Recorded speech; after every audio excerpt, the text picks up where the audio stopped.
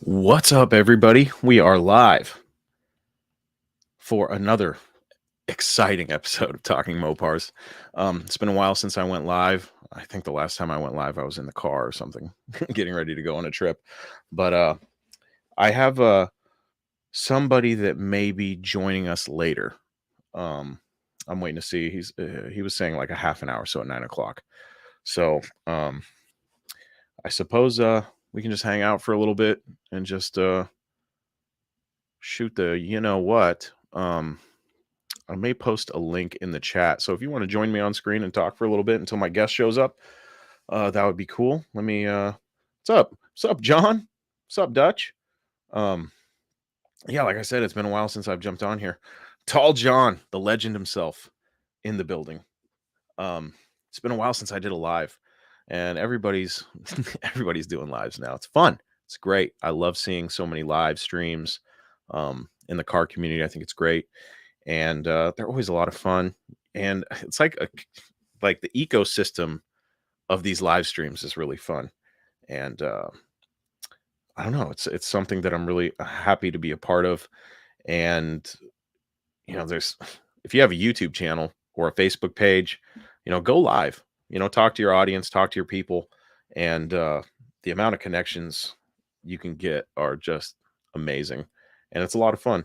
Plus, it's a little bit more personable. You know, I'm glad it's something that I decided to start doing a while back, and you know, seeing how many live streams there are, and how many familiar faces always show up. What's up, Matt? Um, it just it brings a whole different dynamic to social media and getting to know your audience, and I think it's a lot of fun. A lot of people have been reaching out to me about the show, saying they're happy that I've been bringing back the old format with Project Car of the Week, high performance parts, and listener stories and stuff. After a while, the listener stories they started to die off. I was like, man, people not listening to my show or what? But I still encourage people to send in their stories. I actually got a fun message today, so I guess we'll do a listener story right now. It's a really short one. It was just a fun message from a gentleman named William. He said, hello there. I recently started listening to your podcast on Spotify and would like to say that I'm a huge fan of it so far. Thank you, William. I'm only 5-ish episodes in. Only 5 in, dude. He just started. This is great. I'm only 5-ish episodes in, and I'm hooked as a Mopar fan myself. I have been leaning towards the more forgotten Mopars of the 90s. I currently have a 1991 Daytona with the Shelby trim and turbo 2.5, but not numbered, as well as a 93 Shadow with an NA 2.2, as well as the daily drivers, which are an '07 Dodge Caliber and a 2016 Dodge Dart, as well as a 99 Durango. I didn't realize that I was missing this podcast in my life until now, and I just want to say keep up the great work. That's awesome. I've always wanted Talking Mopars to be not just a place for, the muscle car guys, but obviously I'm a big fan of the trucks, so truck guys, and then, huge fan of the front wheel drive turbo Mopars as well. And any Mopar enthusiast, even the modern enthusiasts, are welcome on Talking Mopars. So I just got that message. So it was really nice to see that people are still discovering the show. I've been doing it for several years now, and people still reach out to me and say that they just found the show. So it blows my mind. I'm really critical on myself because I need to get more of my content on YouTube. But I did an experiment. I did a YouTube experiment. And the experiment was to see if just posting the little shorts, YouTube shorts, would get me more subscribers. And it skyrocketed my subscriber. I've been trying to get to 1,000 subscribers for a long time. I just hit 500 earlier this year. And, considering the lack of content that I post on my YouTube page, I was really surprised to see the subscriber rate jump. I think I'm at like 955 or something like that, which is cool. But there's something to those short videos. I went to recently, I went to Wildcat Auto Wrecking in Oregon, and the same weekend I went to the Brothers Collection Museum, and I got so much content from both places, and it has been really fun sharing it because it was such an epic weekend. You go to a wrecking yard, and who doesn't love a wrecking yard? You know what I mean? especially Mopar only. So it's just Mopar parts everywhere. And I know Dustin was mad. Dutch Guy's Garage was mad because I was passing up all the F bodies and stuff. I do have I do have some content for the F bodies there, Dustin. Um, but it was really fun checking out all the old Mopars at the wrecking yard. And then after seeing a wrecking yard full of Mopars, salvaged Mopars, I go to the Brothers collection that has some of the most sought after Mopars on earth. It's like it was I was definitely mentally exhausted when that weekend was over. But let's see what's going on in the chat. Sort of stock Mopars. What's up, Jeremy? The road so Jeremy says, "What's going on, Chris? How's that beautiful Roadrunner doing?" So, I've been putting in parts orders. I don't need that much. As it turns out, the upholstery for it's going to be kind of hard to get. But that's okay. I do have the rear seat is still upholstered. It just looks like shit. The front seats were reupholstered at some point with some weird material that they're basically plain Jane seat covers, essentially. So they don't have the original pattern or whatever. So that's going to annoy me, but it's got seats. So carpet, just little things. I did order a interior screw kit, which came, and then a underhood hardware kit, which also came, just because I have a lot of the hardware for everything. But the problem is I have, boxes and boxes of parts, and I didn't want to waste too much time digging through those boxes and trying to find, the bolts that go here and the bolts that go there. So I thought I'd make it easy on myself. And as I go through, I'm going to make sure that I catalog all the bolts and stuff that I find so that I have extras. So I ordered those 2 hardware kits just to make my life a little bit easier. Because I have a lot of stuff that just needs to be bolted up. And I went to my storage unit the other day, got all the parts I needed. The only thing that I don't have at my house right now are the 2 front seats because they were just going to take up space.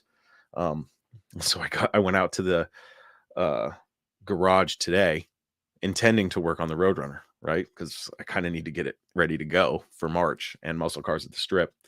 And I got out there and I started moving stuff around.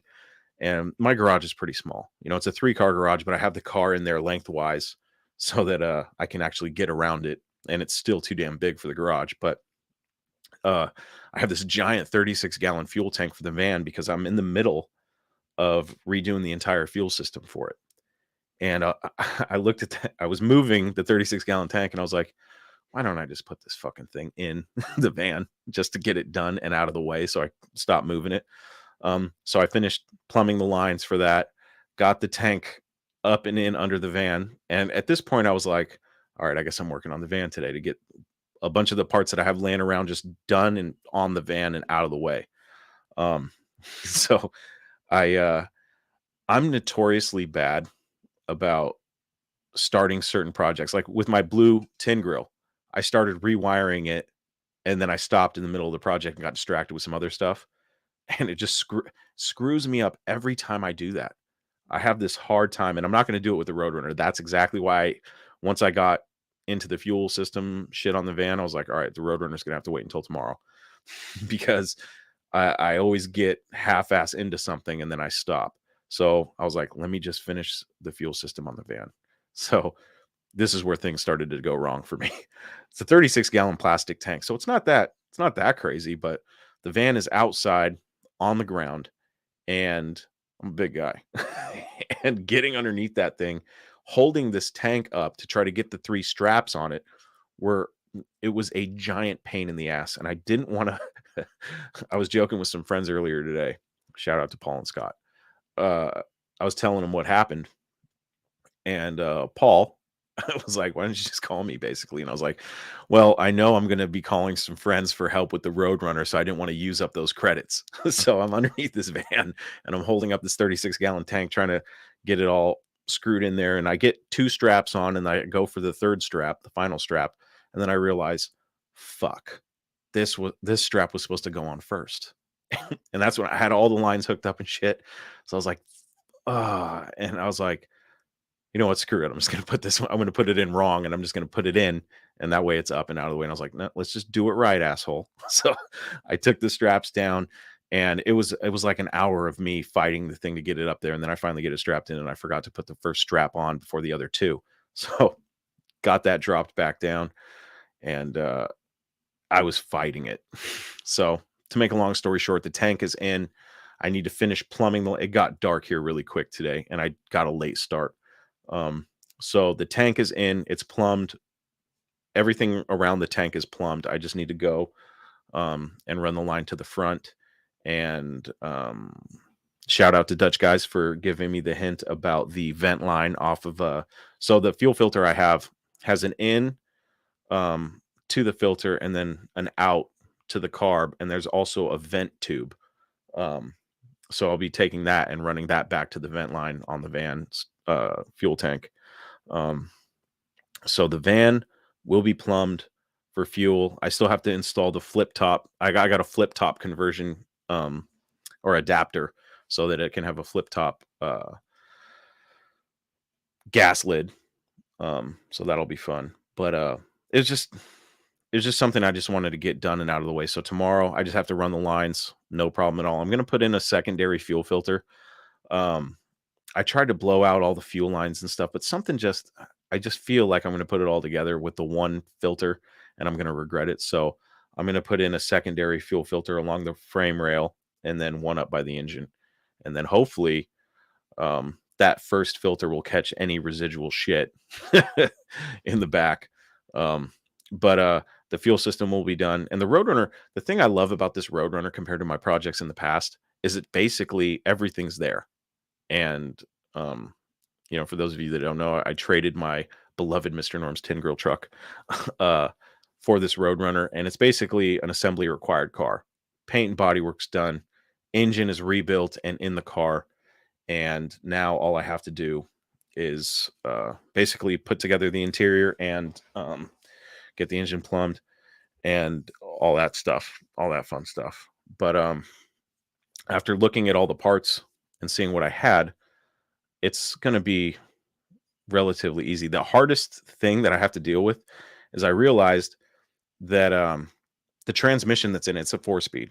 The transmission that's in it's from a 68 Charger, so I need to take the tail housing off and put on the correct tail housing.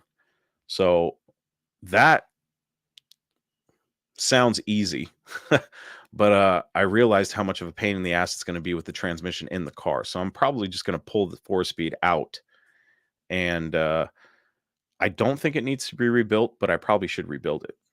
But I'm not a transmission guy, and I'm not going to attempt, especially since I'm kind of on a time crunch, I'm not going to attempt to rebuild this transmission myself. Thankfully, I've used a local transmission shop for when my my automatic went out in my turbo diesel truck. And I called them because I was looking into Passon and Brewers, and shipping the transmission there and back and then having it rebuilt and all that fun stuff was going to cost me like $2 or $3 grand all in, new transmission. So I called a local guy that I trust that works on Mopars and stuff, and he told me basically $800 plus the cost of a rebuild kit, which I'm already going to buy. So it's basically $800 in labor, and then I'll have a fresh 833 for the car. So I was like, all right, that'll be easy. Then I don't have to worry about it. Have it built, it's got a warranty, come back, throw it in the car. So because at first I was a little cocky about it. I was like, I can rebuild this transmission, no problem. So I was doing some research on it because my friends over at Car Tech Books actually sent me the book that Jamie Passon wrote about overhauling 833s and stuff. So I was looking through it and I was like, it could be done, but I don't want to feel rushed at all because in order to get this car done by March, with all the other stuff I have to do, rebuilding a transmission, I've never done it before, and admittedly, I could just see myself fucking up and having something catastrophic happen. So I was like, I'll rebuild an 833 another day. So I'm going to have this one rebuilt for about $1,000. And that'll give me the peace of mind. So I can just, the tail housing, all that shit's going to be done. All the seals are going to be done. The only thing that would change the price is if any of the gears are bad or anything like that, but I don't think they are. But I do want the bearings changed and all the seals changed. So I do have all the linkage, all that shit. I've got the pistol grip. So The Roadrunner should be relatively um, easy to get going. Uh, doing a quick email here. So interior, pretty simple. It's all there. The other hard issue that I have that I'll probably get help with is the windshield, the glass. Um, I would hate to get it all together myself and then drive down the road and hear it whistling. That would piss me off. So I'd probably like to have the windshield done professionally. Um, I'm sure a lot of people would be like, "Oh, just fucking, just do it." But I think the Roadrunner. Actually, I know the Roadrunner will be in Vegas. I promise you that. Um, if I fail getting the Roadrunner to Vegas, then I'll be a complete failure. But it, it, I don't want to jinx myself. But Murphy's Law um, tends to bite me. But I don't think this car's everything is legit on it. It's not like I bought it from a stranger. I know the guy I got it from. I have all the receipts for the engine. Everything checks out. Um, I fully expect this thing to be running very, very soon. Um, I'm waiting. I just put in an order with Mancini Racing for the electronics that I need. Uh, I was looking at the bulkhead connector, and it looks like a couple of the pins are a little burned. So I'm a little concerned with that. I need to figure out which terminals are burned so I can figure out, what happened there. But hopefully not that big of a deal. I do have the original wiring, so I'm going to look at the wiring. That was what I was going to do today, was pull all the parts down, and because I have a list, and maybe when I have it next to me, I'll show you guys. But just because I'm horrible about blindly tackling a project, and I wanted to make sure this was done in an organized fashion. I looked at the car and wrote down everything I think I thought I needed to do. And then my friend Tad, you guys all know Tad, um, he had a list of an assembly guide that he used for his Super B. So I reached out to him and I said, "Hey man, you got that list?" And he ended up finding it, sent it to me, and I looked at it, and I was pretty close, but there was a couple little things that I missed. But it's a full assembly from bare shell all the way down. And there was a couple things that were out of order, but basically I'm going to try going from the front of the car back. The first things first, get the engine done and fire this car off. I need to know that it runs. The suspension needs to be rebuilt in the front. Rear is good. It's got new leaf springs. I just need to throw in the new air shocks, because this is going to be a street machine. You know what I mean? This ain't going to be a race car or anything like that. So that's the plan for that.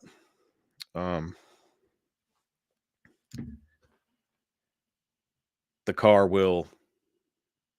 I'm super confident in the car running and driving in Vegas. Um, to be honest, in full transparency, the biggest issue I'm having right now is financially, because somehow Facebook fucked up my taxes, and I blame them. But it's only because apparently when I got monetized on Instagram, I sent them all the tax information, and it doesn't coincide with the shit I sent for Facebook's monetization, which doesn't make sense to me because I have it's all the original information. So I don't know if I used the wrong EIN, because my company is an LLC, but I'm taxed as a single member LLC. So essentially, all my business money funnels through my personal taxes, and something in the paperwork got fucked up. So I've made about $5,000 in the past, we'll say 6 months. I haven't gotten a payout from Facebook since August. And I really need that $5,000 because it's funding the fuel to get to Vegas, and it's going to buy a couple of the little things that I need.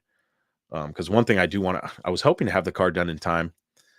I'd like to have it ready in February, because I want to send it to have it. I want to have a single stage paint correction done on it, just because the paint's really nice, but it does have some light swirls. I don't know if that was from the car cover I threw on it, even though I thought I bought a really nice car cover. And when I pulled it off, I was like, are those swirl marks? Did I fucking do that? Um, so I'm just going to make sure that the paint's perfect, and then I'm going to have it ceramic coated. There's a place locally that does like Lamborghinis and shit, but that's like $1,800. But it adds a layer of protection to the paint and makes it easier to clean and shit. So I'm going to do that if I can get this payout. So I don't know if you guys have ever dealt with Facebook, but their payout system, if you need support, it sucks. I've gone back and forth with them at least 28 times and I can't get a straight answer. They keep just sending me like a canned response, like, oh, go to the pay hub center and get support. I'm like, that's what I just did to reach out to you guys. So I have a bunch of money just waiting there. Once I get that shit cleared up and I get the money, then we're off to the races. So we'll see what happens there. What's going on in the chat? Other Johnny Mopar with an H is in the house. What's up? Lance, what's up? He just came over from the talk. I just got done doing Talking Paranormal, where we were talking about the Philadelphia experiment. That was fun. Mo Party. Yep. We were at Mo Party. That's for sure.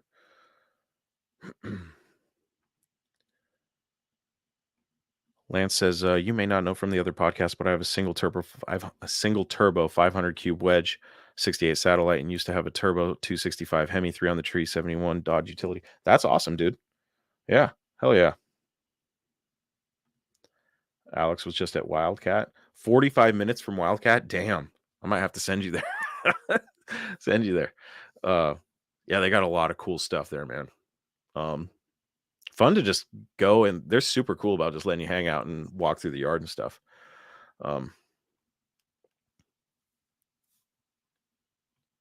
Stefan, what's up? Dutch guys, it's all right. Gave me an idea for when I go to the massive old yard again. I'm going to skip the muscle and just do the laser. You probably should. That's funny. I kind of knew as I was going through that yard. Every time I saw an F body, every time I see an F body, I can't help but think of my friend Dustin from Dutch Guy's Garage. Go help the guy out too. He's struggling on YouTube. He cannot get to 1,000 subscribers. We need to get that guy monetized. Zane says, hi from New Zealand. Was at Mopar car show today. Would like to post you some footage. I was surprised to see a 300H there today. Very rare model, 1970s. You know, I had a locally, there's a guy who I know that has a 300H convertible, and it's the Hearst 300. Apparently that car isn't supposed to exist, but it does. I've seen it. There's documentation on it and everything.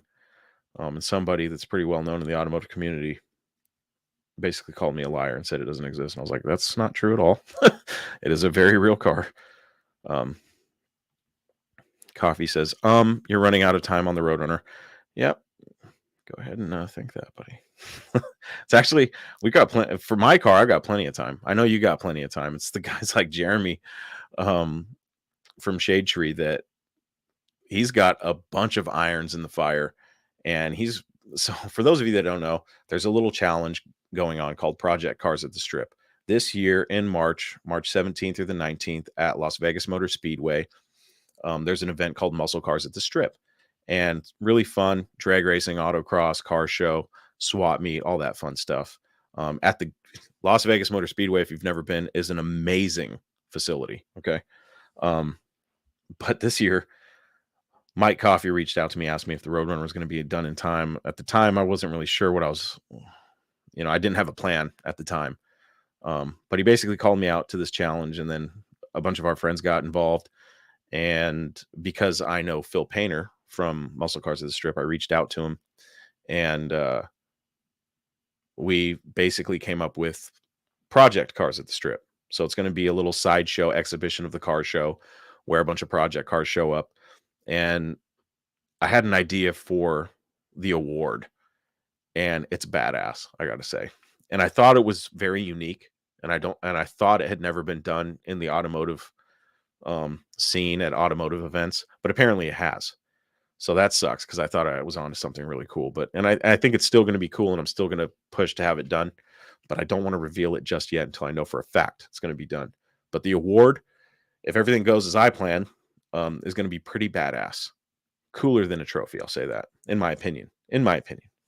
Um, but the idea is if you have a project car, and you want a little motivation, we're challenging you to get your car running and driving and bring it to Las Vegas for Project Cars at the Strip.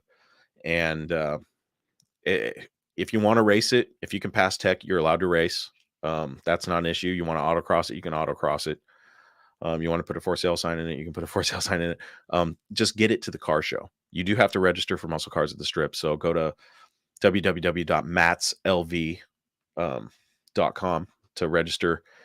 And it's going to be a fun time. And the plan is to organize a cruise down the actual strip, Las Vegas Boulevard, one day after the show, or maybe both days. I don't know, because it's Friday, Saturday. And I think there's going to be some action on Sunday. I'll probably be rolling out on Sunday just because I gotta drive home and be at work. uh, and it's like a 20-hour drive or something like that, 16 to 20 hours. But that's what Project Cars at the Strip is all about. And if you want to join in the challenge, post a picture of your project on social media and just tag me and Musclecars at the Strip, which is their tag is at MATSLV. And then obviously hashtag Project Cars at the Strip. I'm going to get together our current participants and do a little video. So that'll be fun. Greg Fisher, buddy of mine, asked, plan to get the van or the Roadrunner drivable first. The van is drivable as soon as it's running. So the van's not really an issue. I don't really care about the van as much. I just had a bunch of parts laying in the way and I didn't want to leave, especially since winter's coming. And I opened the van and I put the new roof vent in and it does not leak water, but the van is still getting a lot of condensation in it, which is concerning to me.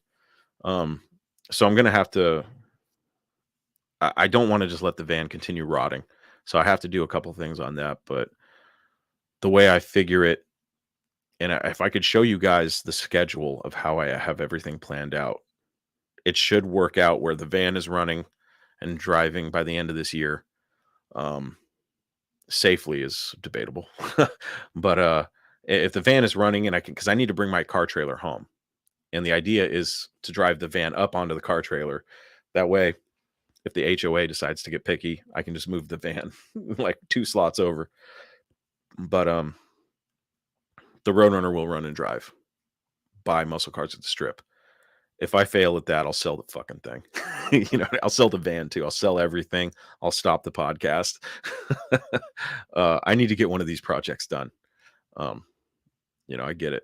I was just talking about it, I think on the last podcast, where I was like, man, I get it. Like nobody has faith in me at all. I wouldn't have faith in me either. So the Roadrunner is kind of like a must do.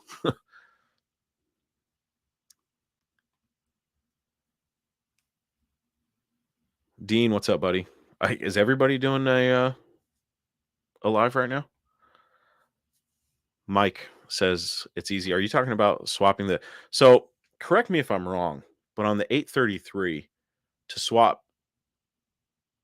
tail housings, the whole assembly comes out, and you just have to pop it out. And I'm just going through a quick explanation. Take the housing, get the other one, pop it in. It's all good. The issue I had was if I put it all together and the bearings go out in a couple months, then or after I get the car running and driving, that would really piss me off. So I thought rebuilding it would be the best. If I get this money, rebuilding it would be the best move. And I really, because I don't really want to tear it apart again after I get it into the car. I would rather just have it all built so that I can enjoy it all summer long. So that was the idea. So we'll see how that goes. I was really surprised. I did look on YouTube to see if there was a video of just swapping the housings. And maybe you're right, Mike. Maybe it's so easy nobody's made a video on it. So I guess I could do that. I don't know. I don't believe it's easy to do while the 833 is still in the car. I've never done it, so I don't know. I know the fucking things are heavy as shit because they're cast iron. Um, but we'll see. Mike says run that shit. Agent 43D. Don't get it right, just get it running. Yeah, but see, the problem with that, Mike, is if I can afford to have the transmission rebuilt while it's out, why not just have it done? It's a week turnaround time at the transmission shop. So it would be perfect. And then peace of mind. Done. Don't have to worry about it.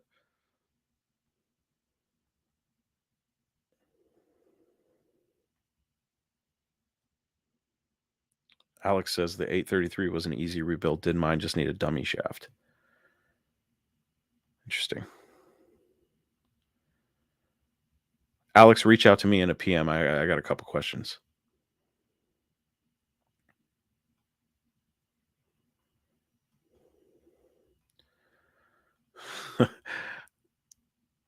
Jeremy says, sounds like you got a good amount of work before Matt's looking forward to that fire video. Oh, that first fire video. I was like, fire video. I was like, is he taking a shot at me because I'm working on a fuel system on this shitty van? um, there will definitely be videos. I started recording one today. See, this is another issue I'm dealing with. I got to figure out how I'm gonna tackle this. So my daughter likes to hang out with me in the garage.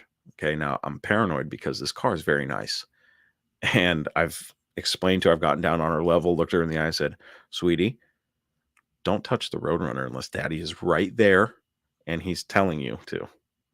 But so she's hanging out with me, and it's like every 2 minutes she needs something, or she wants me to watch her ride her bike. She's 3, so I get her attention span deal, but it's like, I had to tell my wife, look, it is very hard to get anything done when she's right there, and I'm worried every second I don't have an eye on her that I'm going to turn and she's going to have a screwdriver just pounding the car. Like, but I want her to be involved, but right now she's too young to understand anything. So it's like, just watch Daddy. But it's like, she's 3, so her attention span just isn't there. But she absolutely wants to hang out in the garage, and I don't want to deny her that.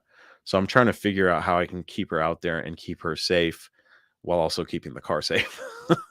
It's kind of hard, but we'll figure it out. Mike, send me an offer, dude. I'll sell that thing before Vegas. If somebody gave me the right offer, because I'm not going to tell you what I want for the car. I'm curious to see what people would pay. Um, but I would not give it away. I know what the car's worth. Uh, well, let me put it this way. I know what I would pay for the car, and I know what I gave up for the car. So if somebody gave me the right amount of cash, like offered me the right amount of cash or the right trade, um, obviously, in my opinion, I traded up from the Mr. Norm truck. As much as I love that truck, I'd be a liar if I said that there wasn't another tin grill in the works. Uh, there's a little deal that I'm working on, but I had to put that aside because I got other shit I need to worry about right now. Um, but the Mr. Norm truck isn't the last tin grill I'm going to own. I'll tell you that. I need to send an email real quick to my guest. I got a little carried away there. Um, but yeah, so a buddy of mine that has a tin grill that I want, I reached out to him and was asking him about it, and he still has it, and he's still willing to sell it to me. Uh, I offered him $500, and I said, "How much did you want for that thing again? Was it 500 or 900? I don't remember." And he thought that was pretty funny. But it's a short bed, 2-wheel drive, black, 3-pedal truck. Needs a little bit of rust repair, but you know me, I like ratty shit, so it'll work out. Oh.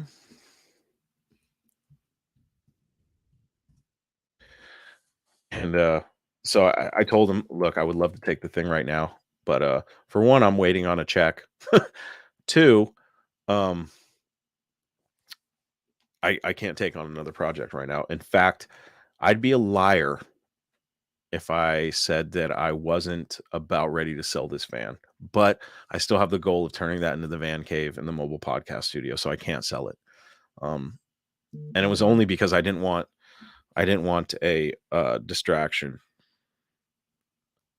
um, from the Roadrunner. But I know that selling the van, I would regret that. Worst case scenario, now that the tank is in the van and everything's going to be set up with the fuel system, I can just let that thing sit for the rest of the winter. I'm not too worried about it. It's a bare shell on the inside, so it's not like it's going to mold out or anything. I'll just get the moisture out of there um, every chance I get. But the Roadrunner, like I said, I was looking at it and I was like, okay, this isn't that bad. The list, there's less than 100 things I need to do, and that's all basically Lego type shit, bolted up. I'm sure there's going to be some shit along the way, but I know the car's going to run. I know the car's going to drive. There's a couple sketchy things on the front suspension that I don't like, so I'm just gonna get that together. This fucking guy, Mike. Johnny Mopar's in the house. The other Johnny Mopar, no H. Johnny Mopar's in the house.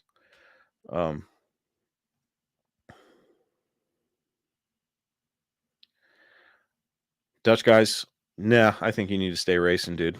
Screw YouTube. What's up, Mike? Hell of a painter, right out of Dallas, Texas. Skidmark says it's a 25-hour drive to Vegas.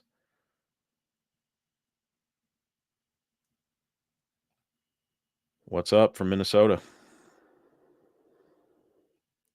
Braden from 66 Salvage. What's up, dude? How's it going, man? So yeah, my friend Bill Adams is probably going to be joining us here shortly. Let me see.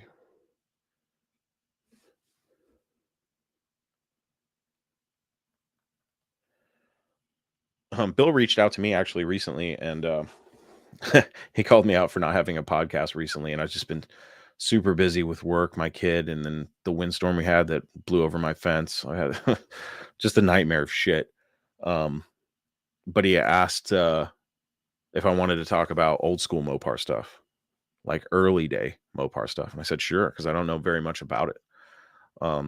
And he's president of the National Chrysler Club, so it'll be fun. I know he went to SEMA too. I'd like to talk about SEMA a little bit because I didn't go this year.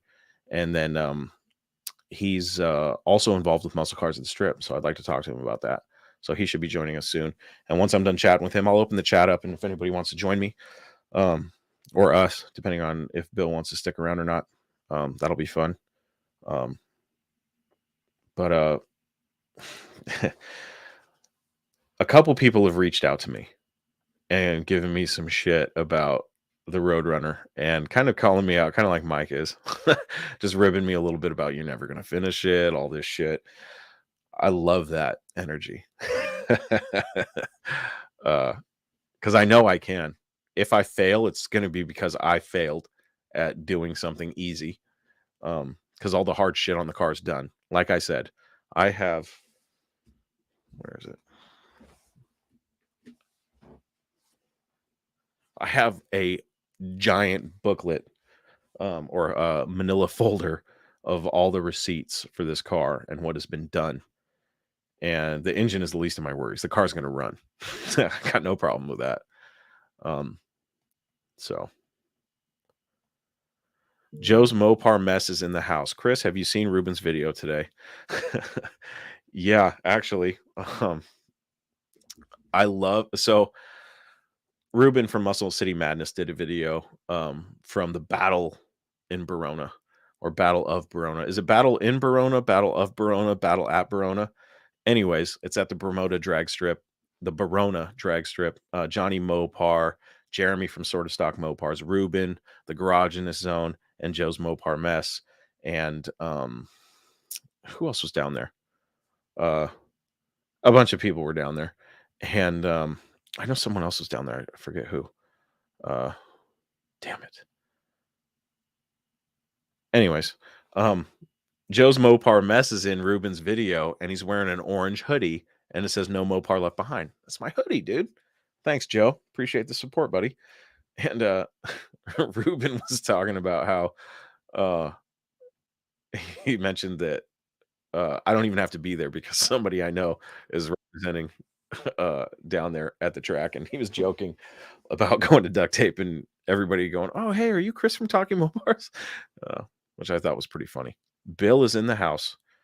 Um, let's get him on there. So yes, Joe, I did see Ruben's video. I was laughing. That video was hilarious. I love that video. I had to show my wife the end part where he's talking about, "Oh, you're Chris from Talking Mopars." Yeah, that's funny. Let's see if Bill. I don't see his screen up. Let me see if he pops up. There he is. Bill, can you hear me? I don't know if it's I was having connection issues earlier, so I don't know if it's me or Bill. Um, if you see my screen get a little bit messed up in the chat, please. Bill, Chris. can you hear me? Yeah. All right, perfect. What's up, buddy?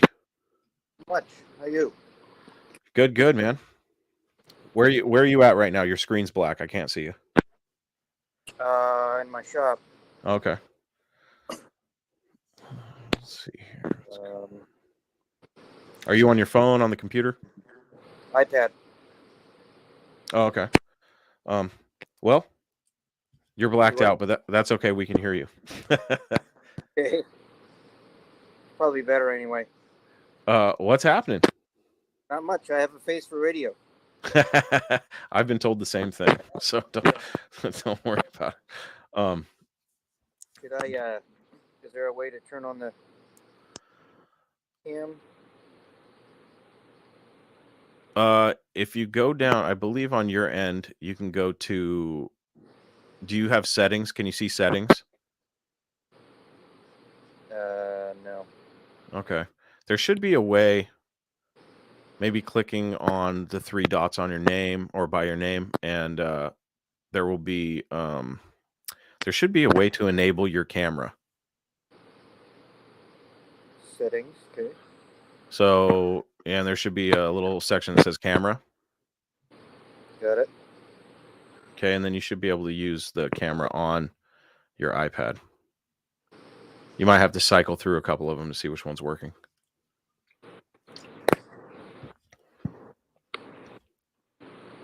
Okay.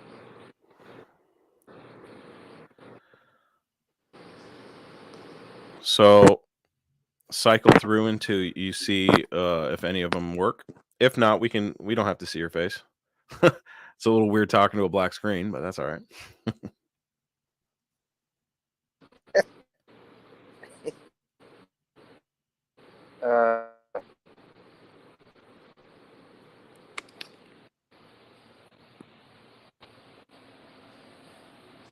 Yeah, it doesn't seem to want to work. All right, that's okay. Bill, you reached out to me because you've been a guest on the show before. So I guess for those of you that don't know Bill, why don't you go ahead and tell everybody who you are, how long you've been into Mopars, and tell us all what's in your collection, because you've got a pretty awesome collection of Mopars. Well, let's start off when I first heard about you a couple of years ago. There's a big contingent of Mopar faithful around the Central Valley, California area. Yeah. Mike, my buddy Mike, he just moved to North Carolina. He sent a lot of stuff into you. Like listener stories? Yeah, listener stories. Okay. Anyway, so I binged a bunch of your early episodes and thought this was pretty cool. And then I think I reached out to you a couple times, just said, "Hey, like what you're doing, keep it up." Yeah.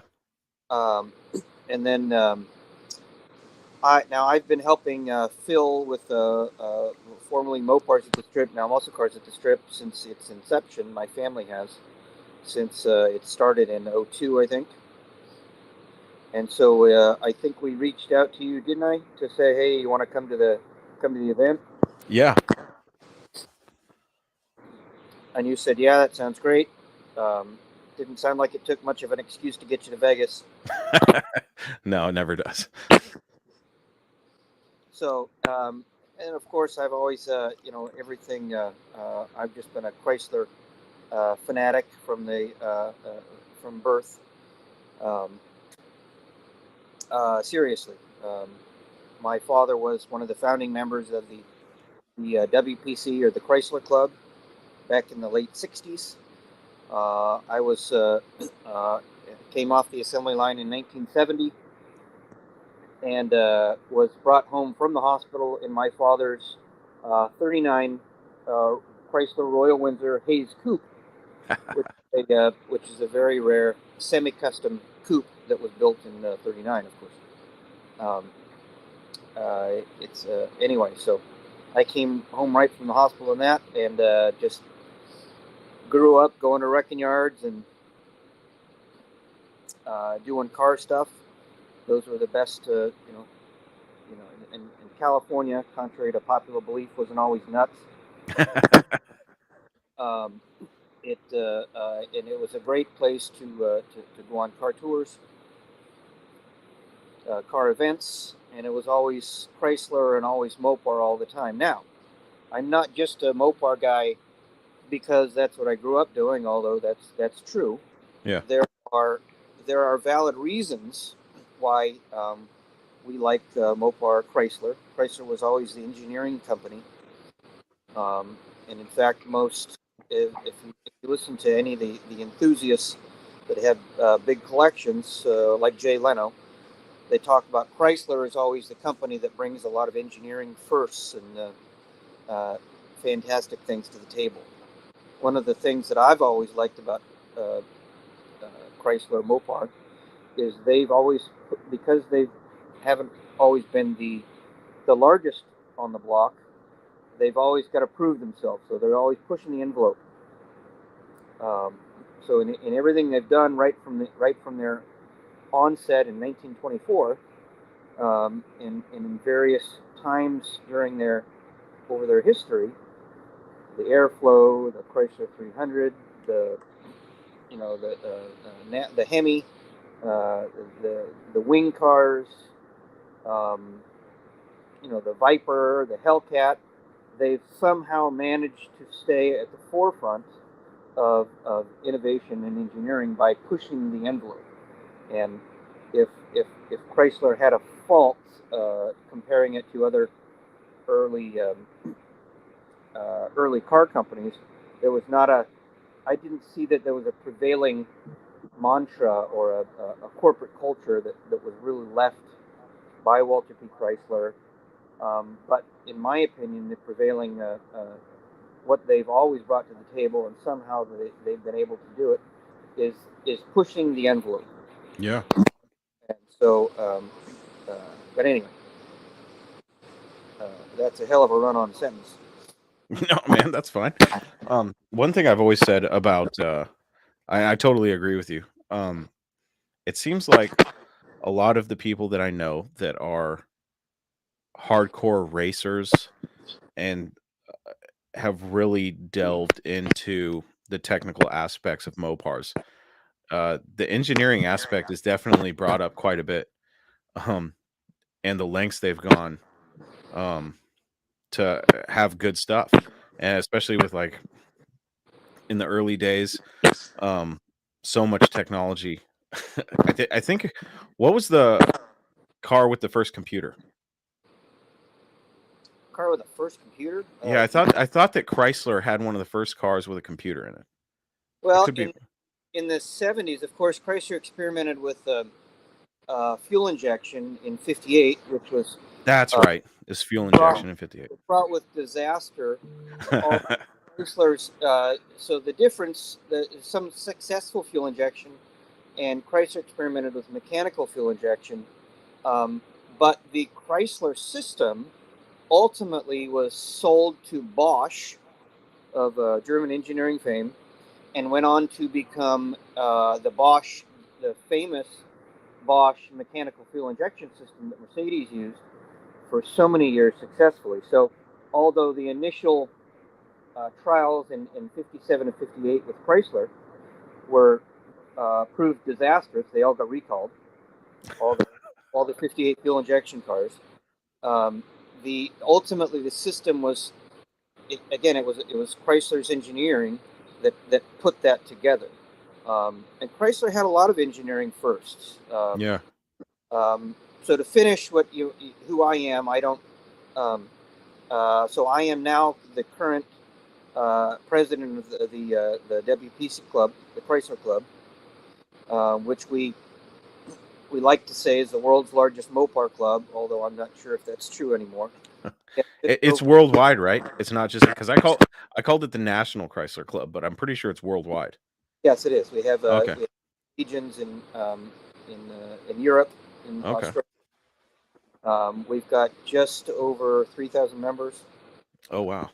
and at one point in time we were at 5,000 members. Okay. Although, and I'm trying to help bring it back. There is a period of time clubs go through a lot of ups and downs, and as much as I dislike the ego-driven politics that seem to be uh, in a lot of clubs, I don't see any other mechanism or any other entity out there that's poised to preserve the history. Yeah. So that's why I stay involved and passionately in clubs, even though again the pomp and circumstance, Robert's Rules of Order, the board of directors, all that stuff seems a little overbearing. Sure. But if you want to do things officially and preserve things officially, you have to have a structure set up. So, anyway, on to Chrysler Engineering. So, the old joke in Chrysler Engineering in Chrysler was that Chrysler had, comparing Chrysler to GM, that Chrysler had as many people in engineering as GM did in styling, and vice versa. So they were, when Walter Chrysler created or opened, turned Maxwell into Chrysler Corporation in 1925, he had what he called the Three Musketeers: Zeter, Skeltman, Breer, three engineers that came with him that had been following him for a couple years, and they were active in Chrysler engineering up through the 60s, and that was the secret sauce, in my opinion. Okay. Not only that, but Chrysler himself was he was a railroad man. He actually ran Buick from 1916 to 1920, I think. Oh wow, I didn't know that.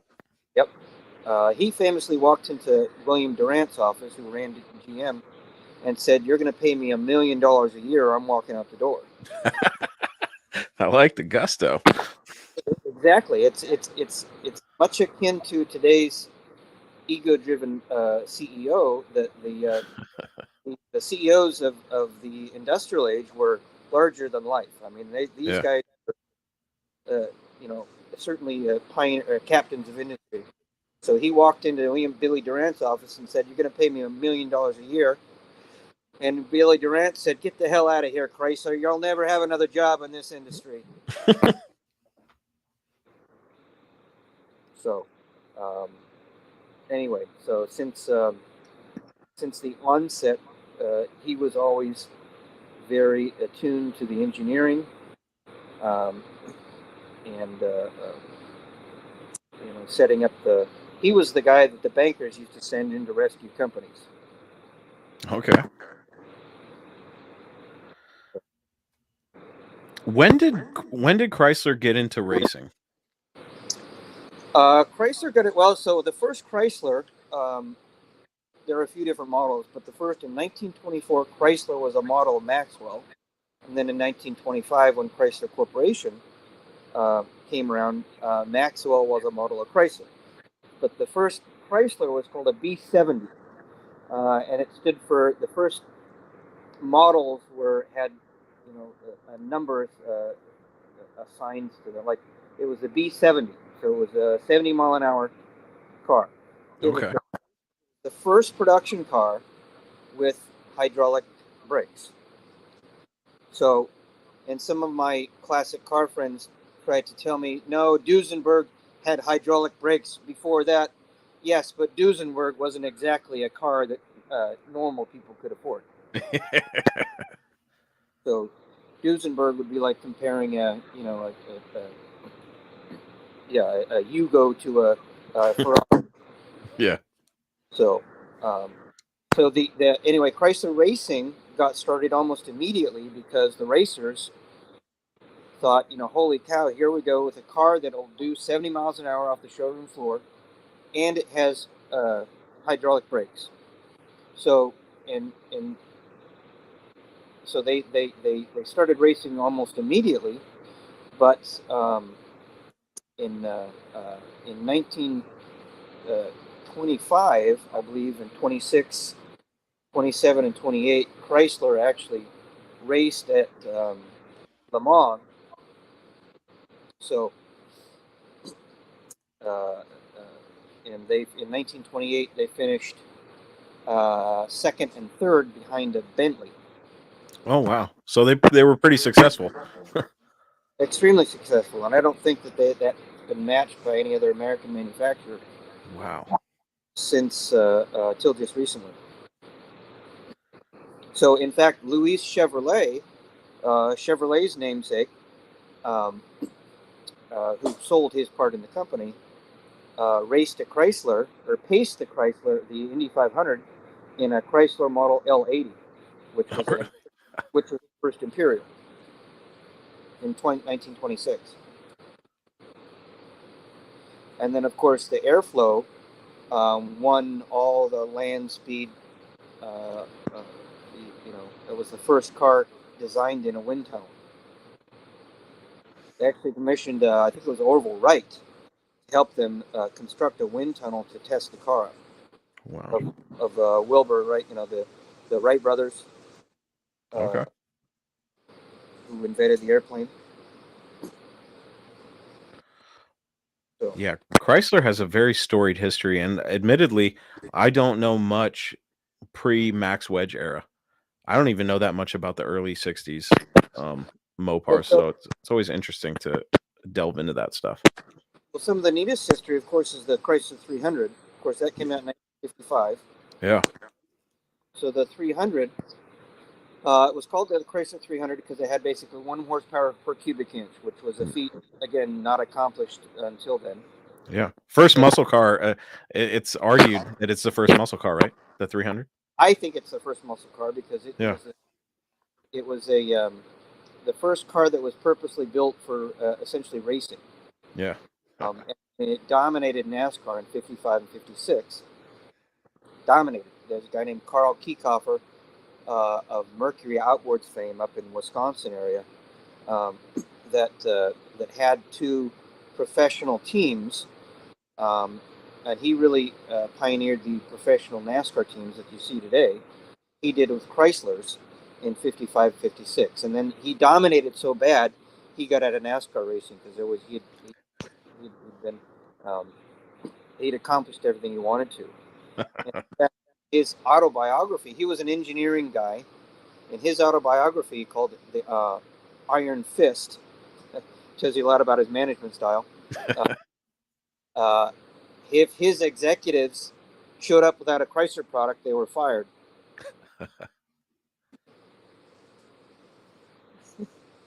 So the 300 came out initially with, of course, the 331 Hemi, 2 4-barrels, solid lifters. It, 2 4-barrels in 1955. Wow. Now, I think Chevy Corvette started experimenting with stuff. It was the first Corvette in 1953, wasn't it? Yeah, I think so. 53 or 54. I think it was 53. They were all kind of dabbling with it, but Chrysler really, with the 300s. And then, of course, in 56, you started having the DeSoto Adventurers, the Plymouth Furies. You started getting a lot of performance cars. And then, of course, by the time 1960 came around, you had, of course, 59, they went to the wedge from the Hemi, the first generation Hemi, to the wedge engine. Um, and then in 60 and 61, the first Max wedge was in 62, I believe. The 413 Max wedge. That sounds right. Yeah. I think it was in 62. So by that time, they were starting to make a big scratch in drag racing. So there was Pontiac, I think the 61 Pontiac, and the Max Wedge Mopars were the only factory cars that were dominating at the drag strip. So but then the 409 Chevys started coming in, but by the time, then the Max Wedge Mopars just dominated until, of course, 1965, when the Street Hemi hit the ground running. And of course, it came out in '64, I believe, as a race motor, and then in '65 and '66, you could have got it in starting in cars.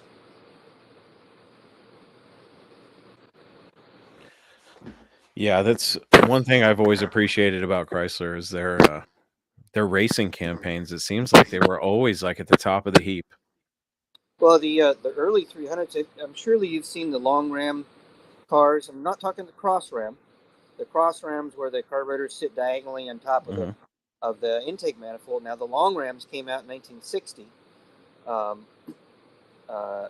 Came out on cars in 1960 in the 300F, and then of course the Plymouth had what they called the Sonoramic, where the long ram 383s. Then you had a Dodge that had a D500 with a long ram. They had them on I think 361s. Oh yeah, on the industrials. No, the 361 was a big block Mopar. It was a B block from 59 to I think about 65. That's 360 right. That's right. would have got the 361, say, in your Chrysler Windsor or your Okay. Newport.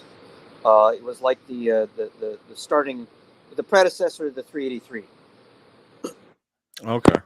Okay, so but the 300s had the long rams, where the carburetors sit way out over the valve covers. Okay. Yeah. You've seen those, right? Yeah. So that came out in 60 to 60, 60 and 61. 62, the 300H had inline fours again. That's And right. 63 and 64, they were long rams, but they called them the short rams because they were a little bit shorter. They were tuned differently. And now the exhaust manifolds on those, you've seen Max Wedge exhaust manifolds, how they come way up and they're pretty bad looking. Yeah. They come up top and then they sweep down. Well, in the letter cars, the Ram letter cars in 63 and 64, you had the cast iron. They literally looked like headers that went down, and then they had heat risers that had to come up under the ram underneath the carburetors to warm the carburetors up enough so it wasn't so damn cold-blooded. But you had these Ram cars that came out in 60 through 64 that were just badass. And my father says still to this day he had a ride in a 64 300K convertible with a short ram, and he said when he kicked down on the freeway, it was unbelievable. Wow. They weren't really off the line cars. They weren't tuned for that. They were tuned for more highway driving. But the 300s were called the Banker's Hot Rods because they all had leather interior, power windows, power seats. A lot of them had air conditioning, but they had this badass power plant in them. That again it enabled them to dominate NASCAR, starting in NASCAR, and then they won the Flying Mile competition at Daytona Beach, which used to be the speed test that everybody sought in up through 63, I think.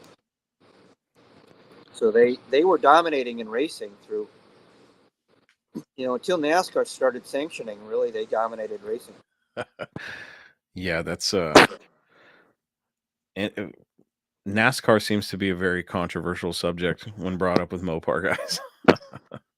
Yeah, and that would be a fascinating story to vet, because I think Lee Petty won the first. Um, he won the first Daytona 500, which was on the sand, Hmm. and he drove Hemi Dodges back in the 50s. And of course, back in the early Hemi, Dodge, DeSoto, and Chrysler all had different Hemis. Yeah.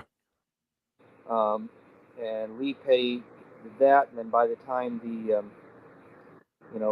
Richard Petty won the Daytona 500 in '64 and '65, I think, with a Hemi car.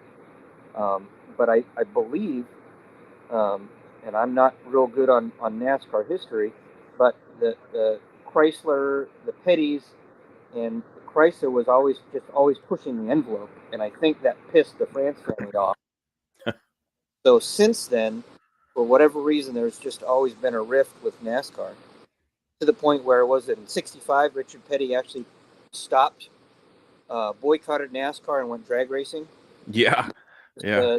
The '65 Barracuda that Richard Petty drag raced. So, I when did it wasn't I didn't learn about his drag racing stuff until quite recently, actually. Um, and it caught me off guard. I was like, "Really?" I didn't even realize it, but that was pretty cool to hear that the king of NASCAR, was drag racing. that's why I'm just fascinated by the history of it all. If you can't tell, That's awesome. of course, the early Chrysler history, and Walter Chrysler's history himself is just fascinating. He was well on his way to. He was the youngest ever manager of a locomotive roundhouse. Really? He grew up in Ellis, Kansas, and he went into the railroad business. And then he thought he was making $100,000 a year, like in the early 1900s, in the railroad business as a young guy, and he was doing pretty well.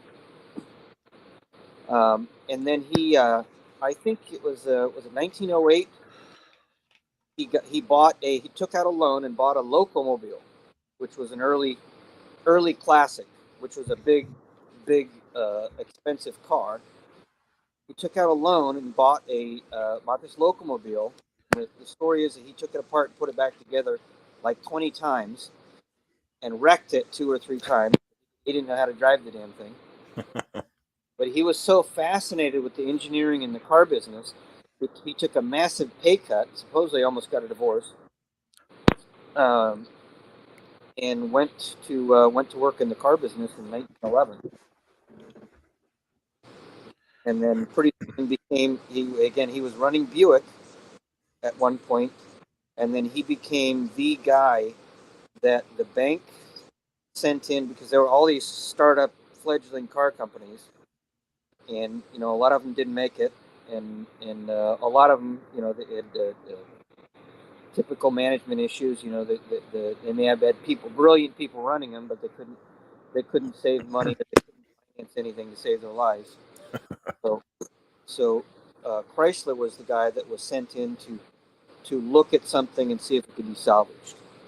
So he went into multiple companies. Willys was one of them. Uh, in fact, he made an early bid to buy Willys at that point in time. It was in Englishtown, New Jersey. In fact, the engineers, Peter, Skelton, and Breer, started working for him at that time.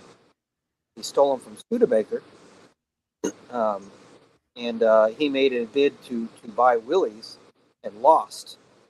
Oh, really? Yeah, but then, of course, successfully made the bid to buy Maxwell in 1924. Wow. What a crazy history. And here we are talking about electrification. You know what I mean? Well, what's old is new. What's new is, there's nothing new under the sun, as that saying goes, right? Yeah. So electrification was a big deal around. I think the pre World War One cars. That was a big deal. They had a lot of electrified cars back then, and um, it just never took. There was a period of time where everything was electric.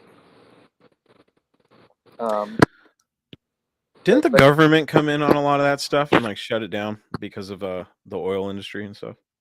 I don't know. Hmm. Um, like it sounds like some shenanigans with the Rockefellers and all the Yeah, oil back then. for I'm not sure. sure what the reason for was it, but I do know that the industry um, went through an electric car phase already. It's gone through a couple of them, and here we are again. You went to SEMA, right? Yes, So you got to see the Banshee. yes. So tell me about SEMA. I didn't get to go to SEMA this year, as you know. Um, I feel like this year would have been better to go than last year after seeing some of the Mopars that showed up. Yeah, Um, do you think that this year was better for Mopars than it was last year? yeah. I think it was. Yeah. Just because last year was such a cluster, everybody's still, Yeah. all the large corporations, of course, are run by lawyers, and so every lawyer is going to be concerned with liability. So some of them stayed out of the limelight uh, because of liability from COVID still. Yeah. But this year it was back on, and it was neat to see that Mopar had. Of course, they usually in the South Hall there, Hmm. but then this year they had a big display in Central Hall where Dodge. Oh, So they had two big displays. They had the Mopar booth, um, back stuck in the tire place where all the tires are. But then they had the Central Hall where GM usually was. GM wasn't even there, nor was uh, Ford, which tells you a lot about where the industry is right now. yeah. Wow. So what was your opinion on what Dodge brought? I'm not an electric car guy. Sure. Not my deal. Um, I think it's fantastic that you know Dodge hopefully continues to still push the envelope on that, and I hope that's successful. I'm not. Uh, it's just not my. You know, I Sure. like the rest. I think it's great. It's fine. I'm glad to see him out there. Um, the only the only negative thing I have to say about electrification is I think it's an awesome choice, but the moment you make that the only choice, we're going to have words. 100%. I really wouldn't have a problem with it if they still offered everything with Hemis and uh, once you start killing off all that stuff and saying, all right, electric's the only thing you can get, it's like, whoa. And I Well, think that's the way they're headed. they don't. The government's certainly obviously incentivizing them to do that. Um, and I can't say that I agree with that, but that's not a topic for another day. Um, but I know we do know a couple of the designers on the head designers. There's a guy named Chris Piscatelli, who's the head exterior designer for Dodge. Yeah. His dad is on the board for the Chrysler Club, and Chris grew up going on car tours. He's from New Jersey. I know his dad well, and he grew up just like the rest of us, just nuts about Mopars.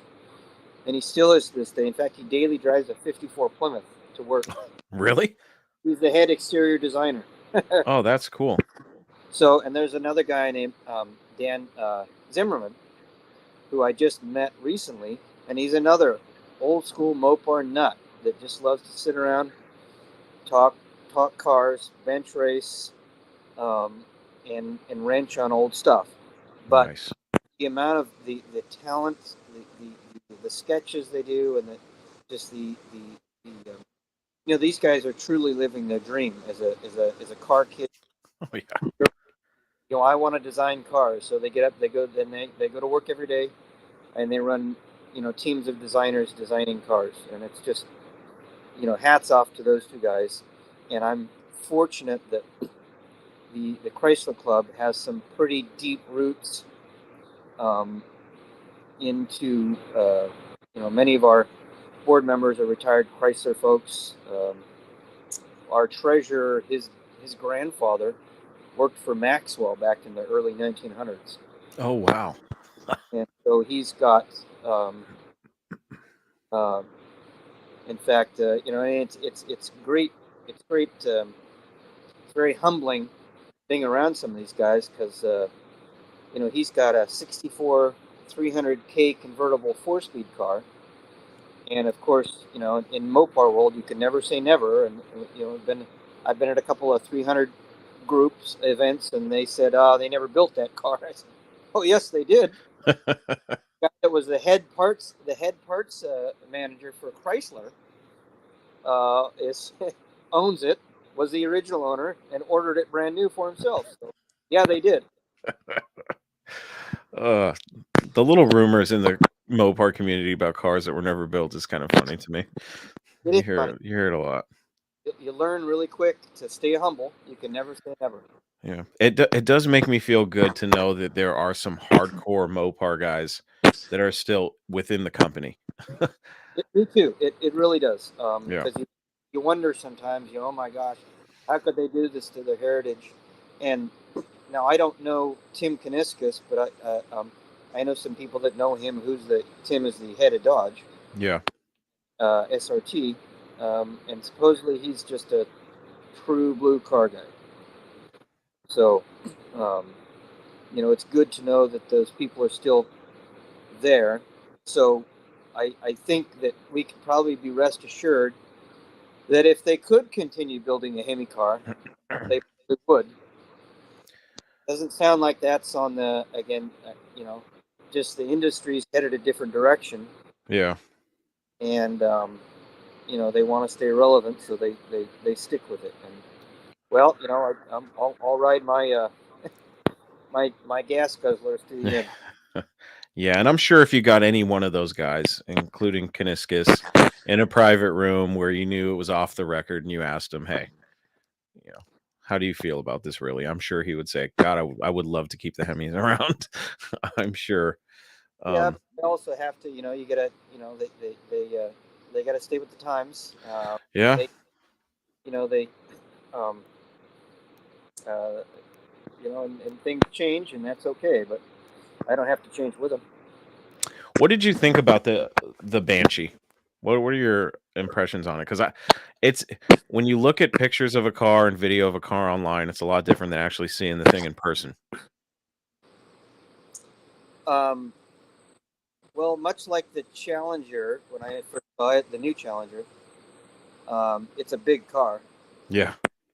Um, I love the subtle, the Fratzog, the lighted up Fratzog. I love Yeah. some of the subtle hits, some of the. You can see some heritage design in a lot of that. What they call the double diamond, I think, where the door and the you've almost got two body lines on Chargers, which is one of the Mhm. on the second gen Chargers. Um, I think they tried to pay homage to that. Um, the hood, I wasn't sure what to think of the hood spoiler thing at first, but I think it's a good looking car. I think it comes close to second gen Charger. Yeah. I think it's phenomenal what they've done with the lighting on them. Like all the new Challengers. The LED is just badass. Yeah, I do like the LEDs. Although I must say, there's nothing more badass than an original '68 Charger. Um, but um, I I don't know. It's not something I'm ever going to get. I don't think. You never Sure. know. Um, so I don't. My opinion of it is not. Um, I hope they do well. I hope it does Sure. well for Chrysler's sake, for Yeah. not Chrysler, for Dodge's sake. Chrysler, unfortunately, relegated to a mate at this point. Yeah. So, speaking of Chrysler, did you know that Chrysler was actually the number 2 automaker from 1939 until about 1953? Second to Ford, I imagine, right? No, second to GM. Oh yeah, yeah. You'd be right. Yeah. Bigger than Ford. Chrysler was Wow. actually bigger than Ford from 39 to 53. Wow. I didn't know that. Yes, they were. They were the number 2 automaker. Wow. That's cool. Yeah. So of course you had Chrysler, Dodge, DeSoto, Imperial, Fargo. Fargo, of course, is the Canadian Dodge. Yeah. But anyway, as far as the future of of, of, of the make, I don't know. We'll see what happens when the Banshee comes out. Apparently, the the real Charger and this one are slightly different. Oh really? This is a concept car. Remember, this is not the real one. Okay. But from what I understand, the real run is pretty damn close. Okay. It scares me when because I I've been pretty critical about the car in general. Um, One thing that I can't get over, and I wish I was there to see it in person, is the roof line towards the back, especially since it looks like a hatchback. It kind of reminded me of the 66, 67 towards the back of the car, like the roof line. Yeah. Um, I really wish I could have gotten a chance to see it in person. That way I could make a better um, assessment of what I think. But I mean, they could have done a lot worse. But I think, obviously, there's always room for improvement. I think they could have done better, and it scares me to think that that's just the concept, because the concepts are always a little bit wilder, in my opinion. So I'm like, gosh, I wonder what they're going to mute on that thing. um, but I guess we'll see. What I did like that they did with this, the one at SEMA versus the one that they originally debuted, was they put drag radials on all 4 tires. Yeah. It really looked pretty cool. Did you get to hear it? No, I did not hear the electronic whatever it was. Yeah. Well, Um, take that back. See that, Chris. I don't know if I heard the car or I heard a recording of it. so so yeah, they started it up and had it playing in the loudspeakers. But okay. I don't. But are you really hearing the car? Or are you just?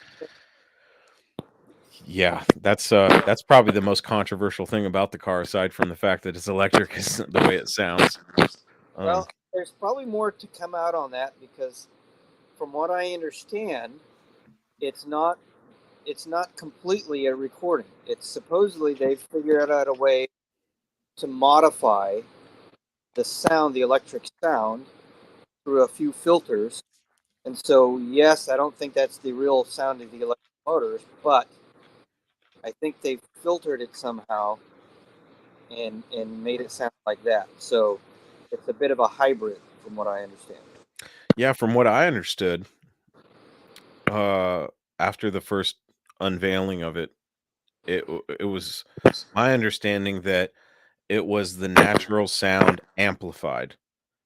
But Okay, yeah, and with some filters to make it sound a little beefier. yeah, they wanted it to sound like a cat, which I thought was funny because I'm like, man, and I know that's going to be a subject of contention, making the electric car sound. But I mean, they're doing what they can with what they got, I guess.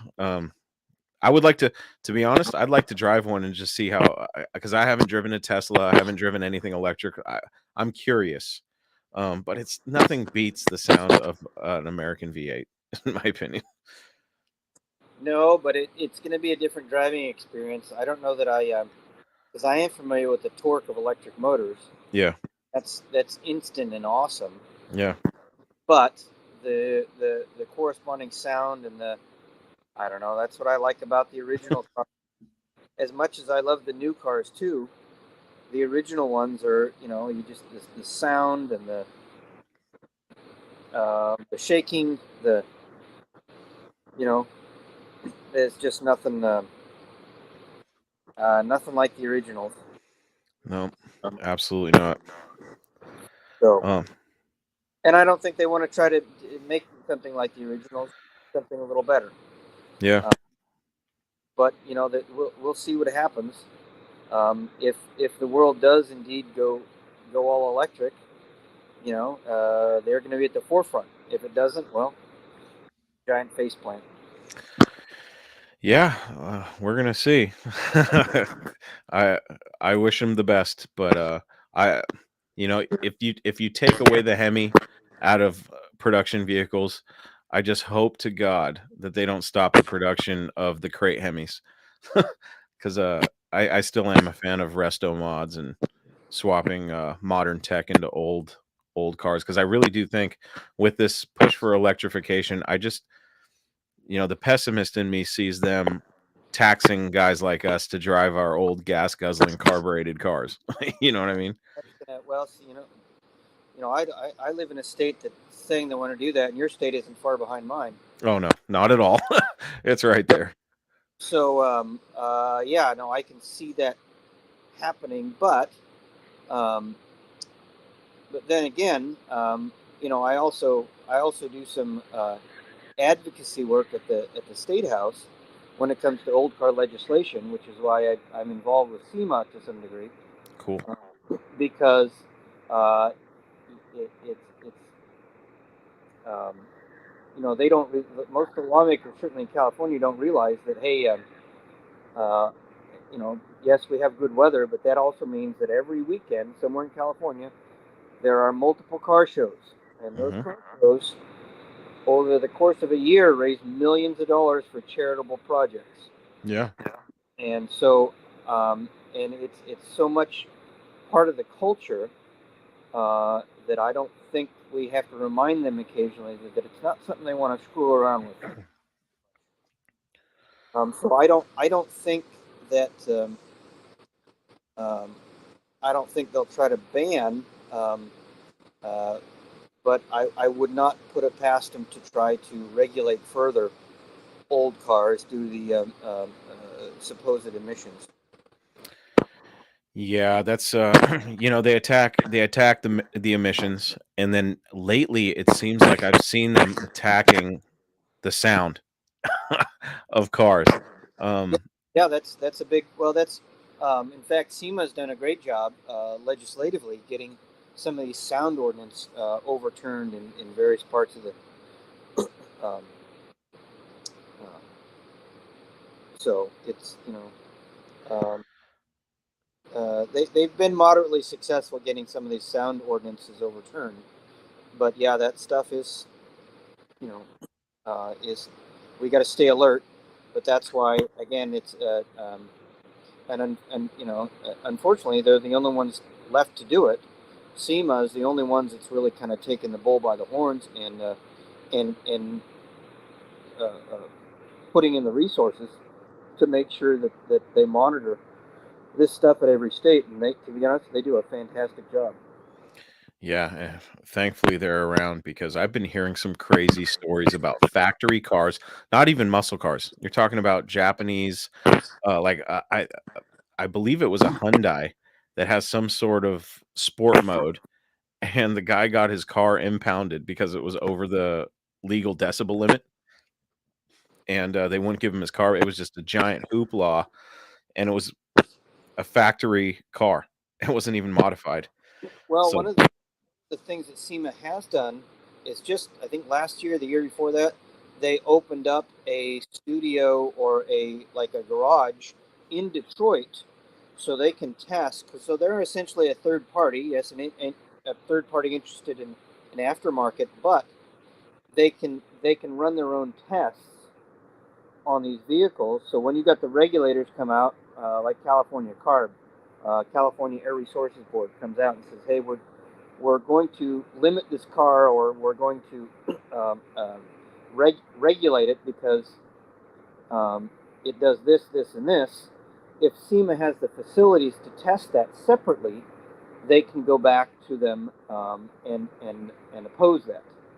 So it's a big deal that SEMA is able to put a laboratory essentially in Detroit so they can test for their own purposes separately in Detroit. wow. So again, I can't say enough. And if you ask any SEMA executive, they'll say their biggest concern and their biggest worry moving towards the future is the legislative framework on the regulatory framework for aftermarket parts and manufacturers, which affects us all. Some, Yeah. they all, um, they're all affected. So, but anyway, um, on our Chryslers, you asked what cars I have, Yeah. and like every other, Mopar nut, I started out just a fanatical for muscle cars. The '71 Cuda was one of my dream cars. I had a buddy in Oregon. I lived in Oregon for a short time. I was in the military for a lot of years. Um, but then I lived in Oregon for a while, and I had a buddy with a 68 Charger. Jeff Wyford's his name. He still got the car. He had a Hemi in it. It was candy apple red, and it was lowered. And he had the exhaust pointing at the ground. And this was in the late '90s. And I'll tell you what, there wasn't you could cruise that car anywhere, and it was just intimidating. It was badass, and so that really cemented that image in my mind. But the only muscle cars, and then of course I got interested in the history and all the other cars, and some of the other cars may not be as fast and as noisy, but they all bring something different and a different driving experience, and just as rewarding Yeah. to the table. Muscle car I have now is a '69 Roadrunner convertible. It is supposedly the only convertible ever painted petty blue by Chrysler. Again, known to exist. Can never say never. Yeah. There's rumors of others, and hopefully they're out there. And I just got notice that car will be at McCacken next year. Obviously, Oh, really? it's a little late this year, but next year. Oh, that's super cool. That makes me want to go next year. Got to do it. Yeah. Um, and then I've had a bunch of different muscle cars, Chargers, Challengers, but my Roadrunner convertible is what I have now.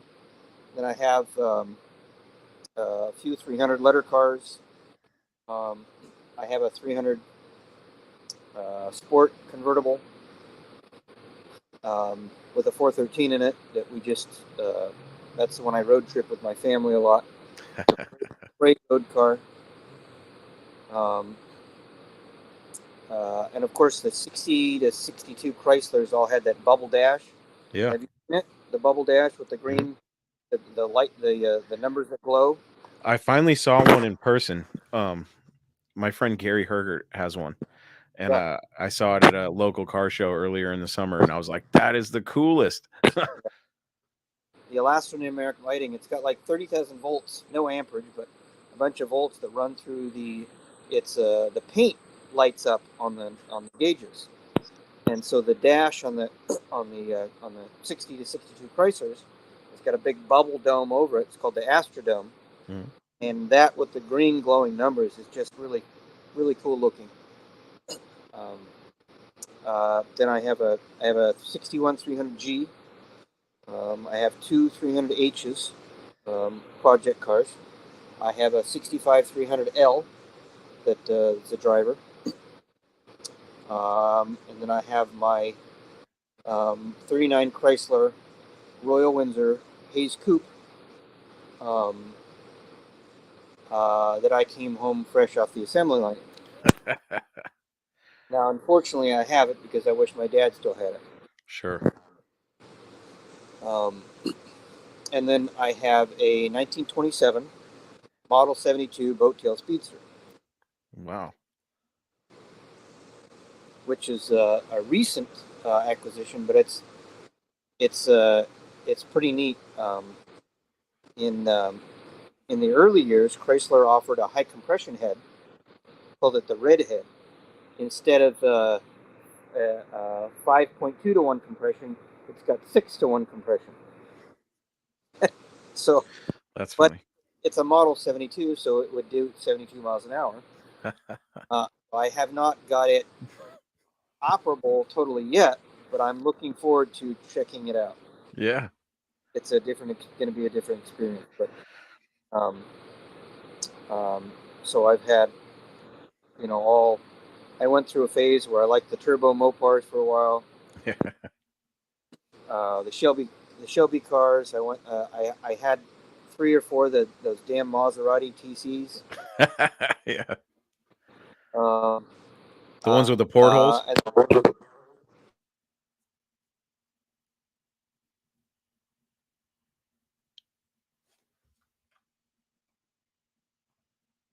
Bill, we lost you. You're muted.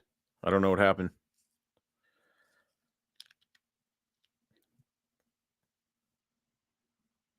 Bill? Bill's gone. My gosh. We lost Bill, folks. Hopefully he comes back. I wanted to ask him about, he said he had a couple 300 project cars, and I can't imagine how hard it is to find. I mean, it's not like you can open an AMD catalog and see. I mean, there's stuff AMD doesn't even have for muscle cars, but it's like opening a catalog for an old Chrysler 300 just doesn't exist, not that I know of. So I can only imagine how hard it is to find um, those parts. And I wanted to ask him. Okay, he's back. Bill, you're muted again for some reason. Oh, oh. Bill, unmute your mic. I don't know what's happening.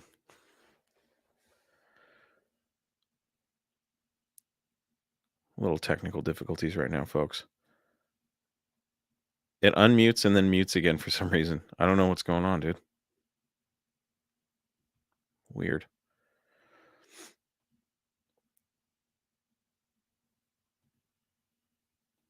Let's try re-adding him. I don't know what's going on. Bill, if you want, you can try using your phone too. But I do want to ask Bill if we can get him back on. What resources he uses to get his restoration parts for his projects. And Bill is back again. Still muted. I don't know what is going on here. I don't know what's happening to your mic, dude. That's weird. I don't know if I can adjust the settings myself. I have no way. Try clicking on this. I have you on screen, Bill, but for some reason you're still muted. I don't know what's going on.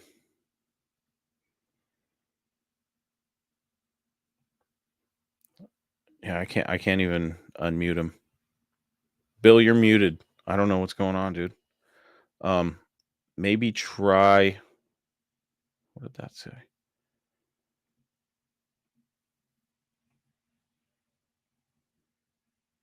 Yeah, I don't know what's happening. That is weird. Yeah, I can't even manually unmute you, Bill. I don't know what's going on. That's weird. Try signing out and then signing back in again. That is weird.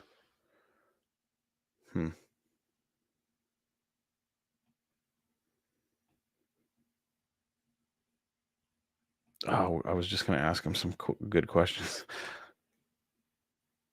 Okay. Let's get that one out. There we can see Bill. Bill, can you hear me? hey, Chris, Okay, we got you. And we can see you. Nice hat. I love it. you there? Yep, I got you. Can you hear me? Sort of. You've got like vibrato, like an opera singer. Oh boy. Let me think here. What can we do? Are you on your phone? Yeah, this is on my phone. The iPad wasn't doing it. Do you have headphones or earbuds?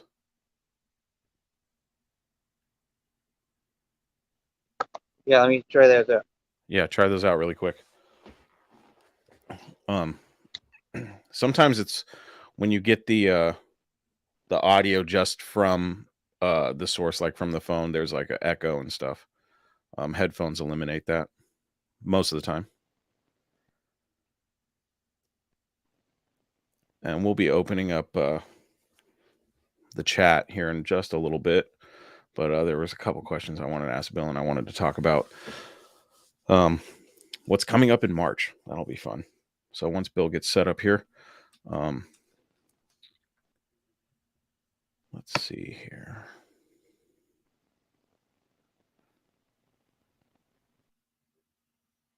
And Bill is, oh, there he is. He's back. There we go. Is that better? Yeah, can you hear me? Yep, I got you perfectly. Okay. Awesome. I did want to. Sorry. I wanted to ask you. No worries. I wanted to ask you. You know, we can these days we can open an AMD catalog and get parts for muscle cars. You know, almost whatever we need. But I imagine with those older, like the Chrysler 300s and stuff, and anything pre 64, or even just pre muscle car era, it's got to be really hard to find parts for those cars. What resources do you use when you're restoring these things? Yes and no. Like any other Chrysler Mopar guy, we hoard parts, right? Okay. Yeah. That's how we all do it. So, yes, that's when I go to the concours, you always hear, man, I like Chryslers, but holy cow, restoring them, you can't find parts for them. Yeah. Well, yes, they can be tough to find parts, but parts are out there. You just got to know the right people. So if you're in the group, so if you're connected, but it doesn't mean it's not, tough to do. They're still tough to restore. If you find an original 300 letter car, and you're missing too many parts, you're screwed. Yeah. If it's a real letter car, those were such low production. They made anywhere, usually made less than 1,000 convertibles and less than 2,000 of the coupes. It may be worth it to restore them. So yeah. It just really depends. Yeah, it's like but those are out there. That it is intimidating, but it's like forward look cars, like Gary Hergert, Gary and Tom. Yeah. They know all the people. You look at what Mike McCandless has been able to do with Herb McCandless's son, with all his stuff, because he's paying big money to do it. Another thing, one of the other things about Mopars I don't like hearing is a lot of kids say, I love Mopars, but they're just too expensive. Like, I could never afford them. Yeah. Well, that's a bunch of crap. I mean, Chris, you're I'm no rich guy, but it really depends on if you're passionate about the cars, and you're willing to start somewhere, and you're willing to do the work yourself. That's the big key. And you're willing to learn. You can get anything. You start by a duster. I mean, how tough is it to find a duster? A Dart. 4-door cars are pretty popular these days, and that's fantastic. Start there, and I guarantee if you keep your, as you well know, as the Mopar hunter, you keep your ear to the ground. Pretty soon, stuff starts to come to the surface. Pretty soon, there's some deals come up, and you can, look at Mike Coffey. He's Mike Coffey. I know Mike a little bit, but I think Mike's just a wheeler dealer. He's a wheeler and dealer. But look at him. He's got Hemi cars. He's got. Oh yeah. And that's why is that's just because he's a sharp guy. He keeps his ear to the ground. He buys and sells and he trades up and to get what he wants. And he's out there competing with Mopar's 5150. Yeah, Mike's one of the reasons why I ended up with a 72 Roadrunner anyway, because I was really reluctant to even put my truck out there to see if anybody would give me what I wanted for it or trade me something better. And he was always, trade up. And it worked for me.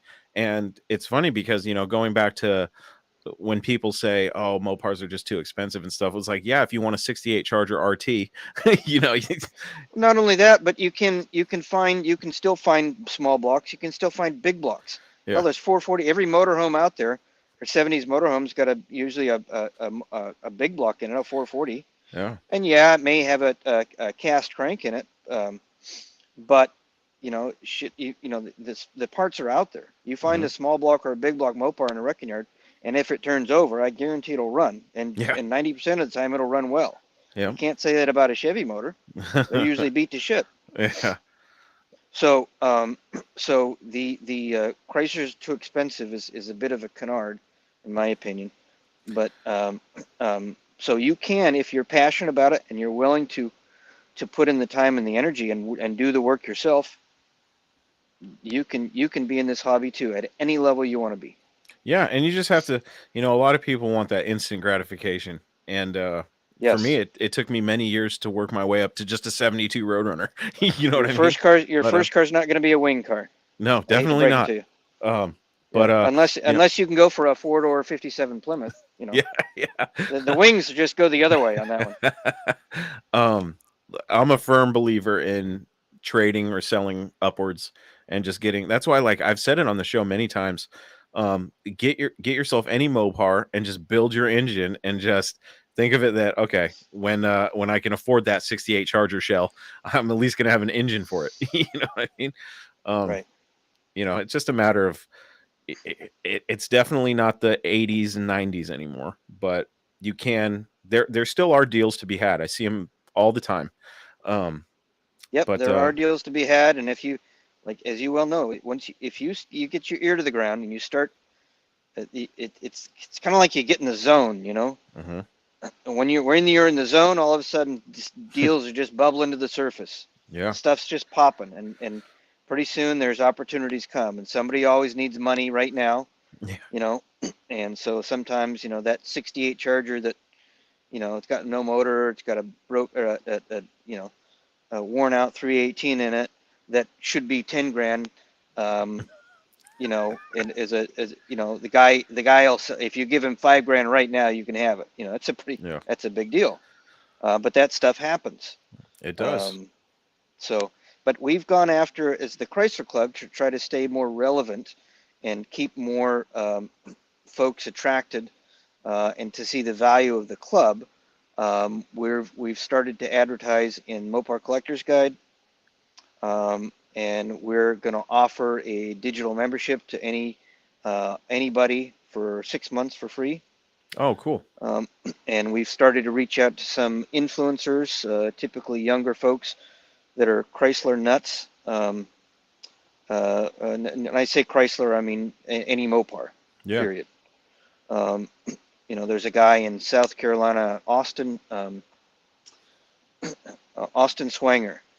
He's 28 years old, and since he was 17, he's been coming out to California, buying cars at wrecking yards, fixing them, and driving them to North Carolina. He's done that like 9 times.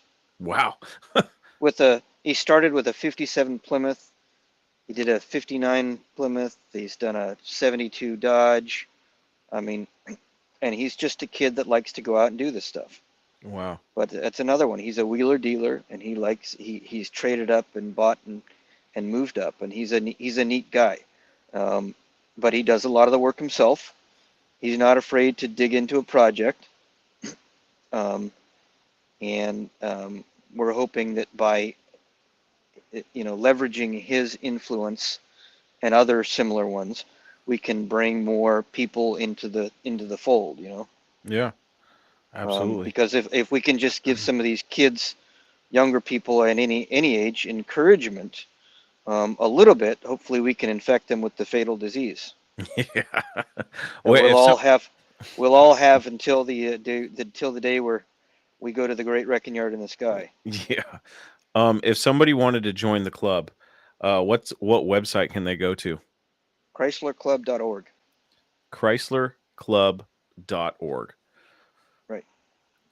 Um, I'm going to put a little banner on the chat so that I encourage you right now, if you're in the chat, 6 months for free. Join the club. Yeah, my actually my phone number and my contact, my email is on the page. Okay. You can reach out to me and let me know, and I will make sure and get you a 6-month digital subscription. Typically, the dues are $40 a year. We have regions in different parts of the country. We usually try to connect people up with regions. And what we promote, of course, is going out and driving, touring, Yeah. uh, getting your cars out. Um, and again, our big shtick is we want to preserve the history 100%. because we Um, think it's worth preserving. and that's why when you reached out to me about coming on the show and talking about early Chrysler stuff, I was like, yes, absolutely. Because, like I said, admittedly, I don't know enough and I don't know as much as I should about the early stuff. So any There's information I can fascinating, get. fascinating history. The Airflow was a huge marketing flop when it came out, but but it's an engineering marvel. I mean, Yeah, in the commercial for the Airflow, they drove it off a cliff. really. It endoed off a cliff, landed on the door flung open, it landed on its wheels, and they drove it away. That is insane. It Wow. was the first one of the first unibody construction cars.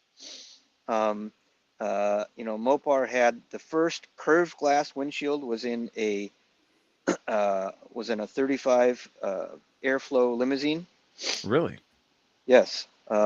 The the one piece safety wheels was engineered by Chrysler.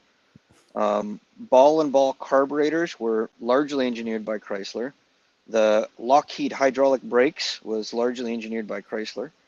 Um, uh, you know, um, in '39, Chrysler had electric wipers.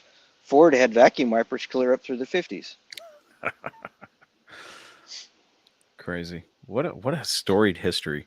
Are there any good books about the entire history of Chrysler that you know of? Yeah, there's of course the um, Walter Chrysler's biography was called "The Life of an American Workman."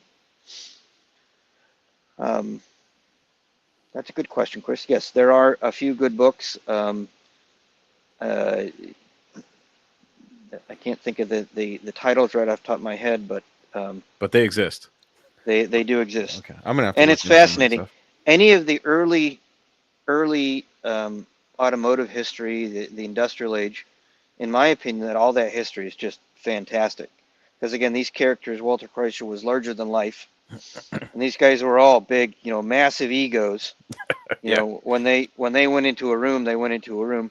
Walter Chrysler, in so it's not confirmed, but in 1924, when he couldn't get of course you had the in crowd, and he was still not part of the in crowd in 1924. Hmm. The New York Auto Show was the big auto show in the early days, but everybody went to the hotel, and then the auto show was actually up the road a piece. Well, they wouldn't let Chrysler in because he just wasn't part of the in crowd. For whatever, or he was too late getting in, who knows? But he was such a character. What he did was he leased the entire lobby of the Commodore Hotel, which is now the Trump Hotel in New York City. Um, and so it infuriated his competitors because he put Chryslers in the lobby of the Commodore Hotel, so they saw his cars before they went to the damn auto show. That is hilarious. But it's just fantastic. It's thinking out of the box, huge thinking like that. That's just it's just fantastic. And there's another rumor that says he was still trying to get financing for Chrysler then, and he asked one of his buddies from Chase, the bank, in his to sit in his Chrysler, and he wouldn't let him out of it until he agreed to give him some financing or give him a meeting. I don't know how true that is, but that's just a pervasive rumor. Wow. So, but I believe it based on the characters some of these people were. Yeah. How funny. Here's the other thing: the Dodge brothers, Horace and John Dodge, famously said when the media asked them in 1914, "Why would you start your own auto company after becoming a multimillionaire? Building Ford and Oldsmobile products or mechanical product pieces." They said, "Well, we knew there are a lot of Ford owners out there that would like to own an automobile someday." They were they were quoted in the press as saying that. So it just and they famously used to go around in the bars in Detroit at night and get into fights. Wow. Some of the richest men in the world at the time. That is crazy. So just the stories and the history, it's just fascinating. Um, let's let's chat a little. I know it feels almost wrong to do without Mr. Painter here. Um, how do you feel about this next Muscle Cars at the Strip? I'm pretty excited about it, and I know plenty of other people are excited. Well, I think thanks in part to you coined. Did you start the project Cars at the Strip? Funny story. Mike Coffey reached out to me and asked me if, because he's in the process of building a 71 Barracuda that he's basically cloning into a 4-speed Hemi Cuda. Yeah, I And saw that. he reached out to me one day while I was at work and said, "Hey, is your Roadrunner going to be ready for mats?" And it basically, that conversation spawned into a challenge. He's basically challenging me to get it ready so we could get our cars there. And it kind of escalated and snowballed, and we got some other people involved. And I hadn't talked to Phil about it at the time, and I was like, I probably should tell Phil, because I like to promote things, and I really I got excited about the idea of a project car challenge, and I wanted to have Phil's support, so I reached out to him and just came up with the hashtag Project Cars at the Strip, and Phil was totally on board, more on board than I thought he was going to be, and with just the idea that we can get a lot more people to mats.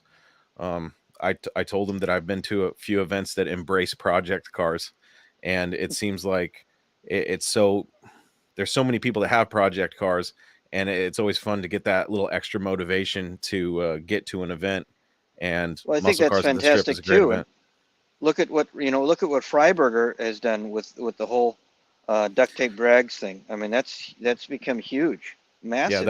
that was a big inspiration for Project Cars at the Strip, because I went to that event and I was just like, okay, there are a ton of people here to see. Let's be honest, a lot of shit boxes, and Yeah, no doubt. I didn't want a bunch of shit, because that's kind of like Freiberger's thing. Yeah, I didn't really want to say, oh yeah, bring your shit box to Muscle Cars at the Strip, but I know there's a lot of awesome project cars out there, and they're cool cars. They just don't have $100,000, restorations. And I think giving people a platform to show off what is in progress is always fun. My car is a lot farther along than some of the projects, but a project car is a project car. You know what I mean? I And think it's fantastic, and it's been neat seeing Phil. I've worked with Phil for a lot of years, and nobody works harder. That guy, um, that guy is a machine. Watching him walk around SEMA and talk to some of these people. Phil, first of all, Phil knows everybody. yeah, I mean, Phil knows everybody, everybody. So he's somebody good to know. But watching him walk around and work the guys at that show, because he works them for sponsorships. He doesn't put yeah, that show on. He works them for sponsorships, and they promise him things, and then sometimes they come through, and a lot of times they don't. But he'll go around and he'll say, I'm a show promoter and I've got a Las Vegas show. Oh yeah, I've heard of it, or nope, never heard of it. And he's got to basically pitch him in a couple of sentences yeah, to get a sponsorship. And he's gotten some real loyal sponsors over the years. The guy Bob at ARP Fasteners, he's just a neat guy. And him and Phil have become good friends. Um, but that show is alive and continues to be alive because of Phil's hard work. yeah, And so it was fantastic seeing him, Chris, honestly, be so invigorated when, seeing how much of a life the Project Cars at the Strip has taken on. yeah, He's gone through a lot of ups and downs with that show. Mopar, Mopar, as much as I hate to say it, Mopar, Chrysler, Dodge, they can be their own worst enemy. hmm And for any of us that have worked in corporate America, it's, at some point in time, you got to talk to an attorney for everything. yeah, And so, unfortunately, Phil had the, attorneys breathing down his neck. a few of the years, which he shouldn't have. Yeah. It was, before the Challenger and the muscle cars came around, which was great to see. You wanted to march every Chrysler executive down to the parking lot and say, "You see all these guys racing these old Mopars? You know what they're driving? You know what they're towing their race car to the track with? A brand new truck. Yeah. And if you treat them right, they'll buy a Mopar. Yeah. It doesn't take much, but you do it right, and they'll buy a Mopar." Um, so, um, um, but he's done a great job keeping it alive, and if it continues to stay alive and um, show signs of progress, I think he'll continue to invest in it, and mostly that means his time and effort. Money for sure, Yeah. but mostly Phil is the machine that makes that work. And I think that's lost on a lot of people. When they go to if a regular car enthusiast goes to an event, he doesn't think about how much work is really involved, especially when you talk about a facility like Las Vegas Motor Speedway. To hold an event at a facility like that, it blows my mind. Every time I've been to Musclecars at the Strip, I'm just like, this is crazy. Well, and the fact that he's one guy, so you went to Holly Moparty, right? Yeah, And that was pretty cool, I guess. it's pretty cool. Yeah, I like it. But that's Holly. You have a corporation with a team of people putting on a show. Yeah, and they outsource. They have a whole marketing company that Yeah, runs their events. You know what right. I mean? So So with Phil to put on that show, you got one guy. yeah, So the fact that he and a team of a few volunteers that are gluttons for punishment. Um, um, but it's really uh, and the fact that he can do that and continue to get dates from the motors. It takes a lot to get the because Las Vegas Motor Speedway is owned by Speedway Corporation. That's a big company. And so for one guy to continue every year getting dates says a lot about that one guy. It absolutely does. Um, it's like I said, there's So just so much people don't understand. And when I talk to Phil, he blows my mind every time I talk to him because I can hear the passion he has about his event, but I know how much when he talks about how much work it is. Like I can just hear it in his voice. I'm just like, man, I don't want your job. Like it's just so much work. And the event is just really cool. And I've talked to a lot of old school Mopar guys that were like, oh yeah, I loved it when it was Mopars at the Strip. And I'm like, they just took Mopars out of it. It can still be Mopars at the Strip. You just got to bring your Mopars. You know what I mean? And I'm trying to one of the best, and I know there's a part of me which is just open to the strip still too, but yeah. um, so Phil's trying to get sponsors. He can't afford to do that. Nobody can.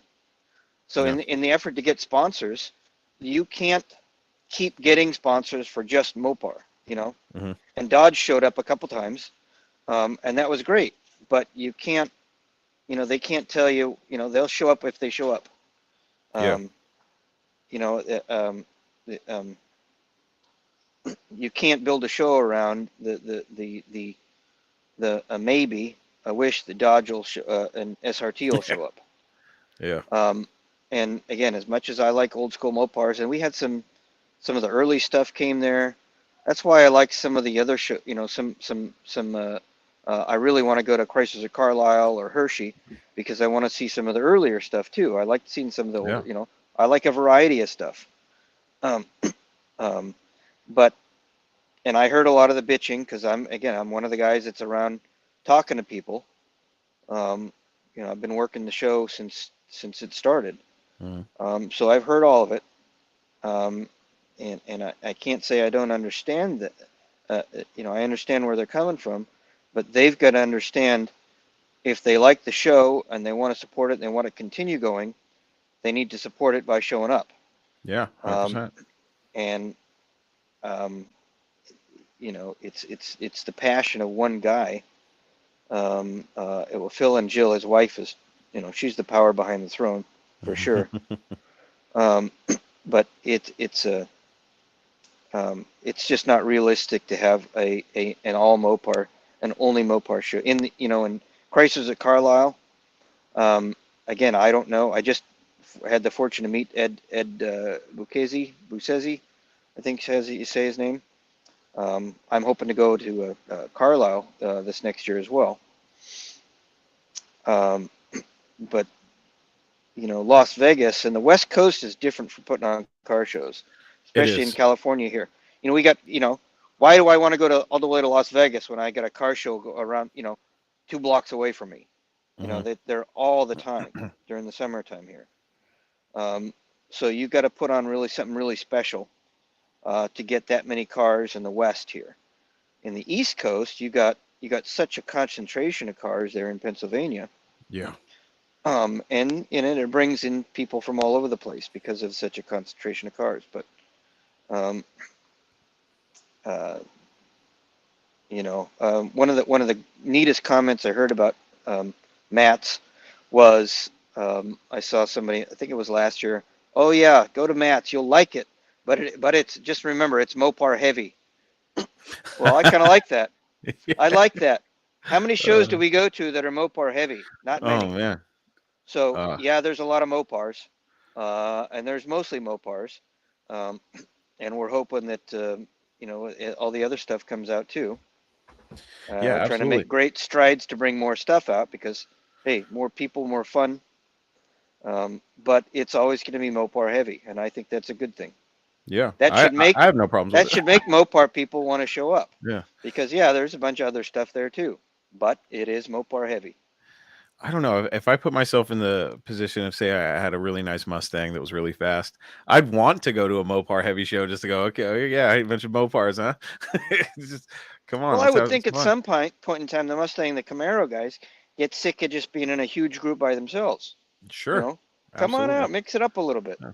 That's why I like, What are you uh, scared of? yeah, that's why I like promoting project cars at the strip because some of the first I'd say 10 people that responded as outside of my circle, uh, it was pretty eclectic. We got a Grand National.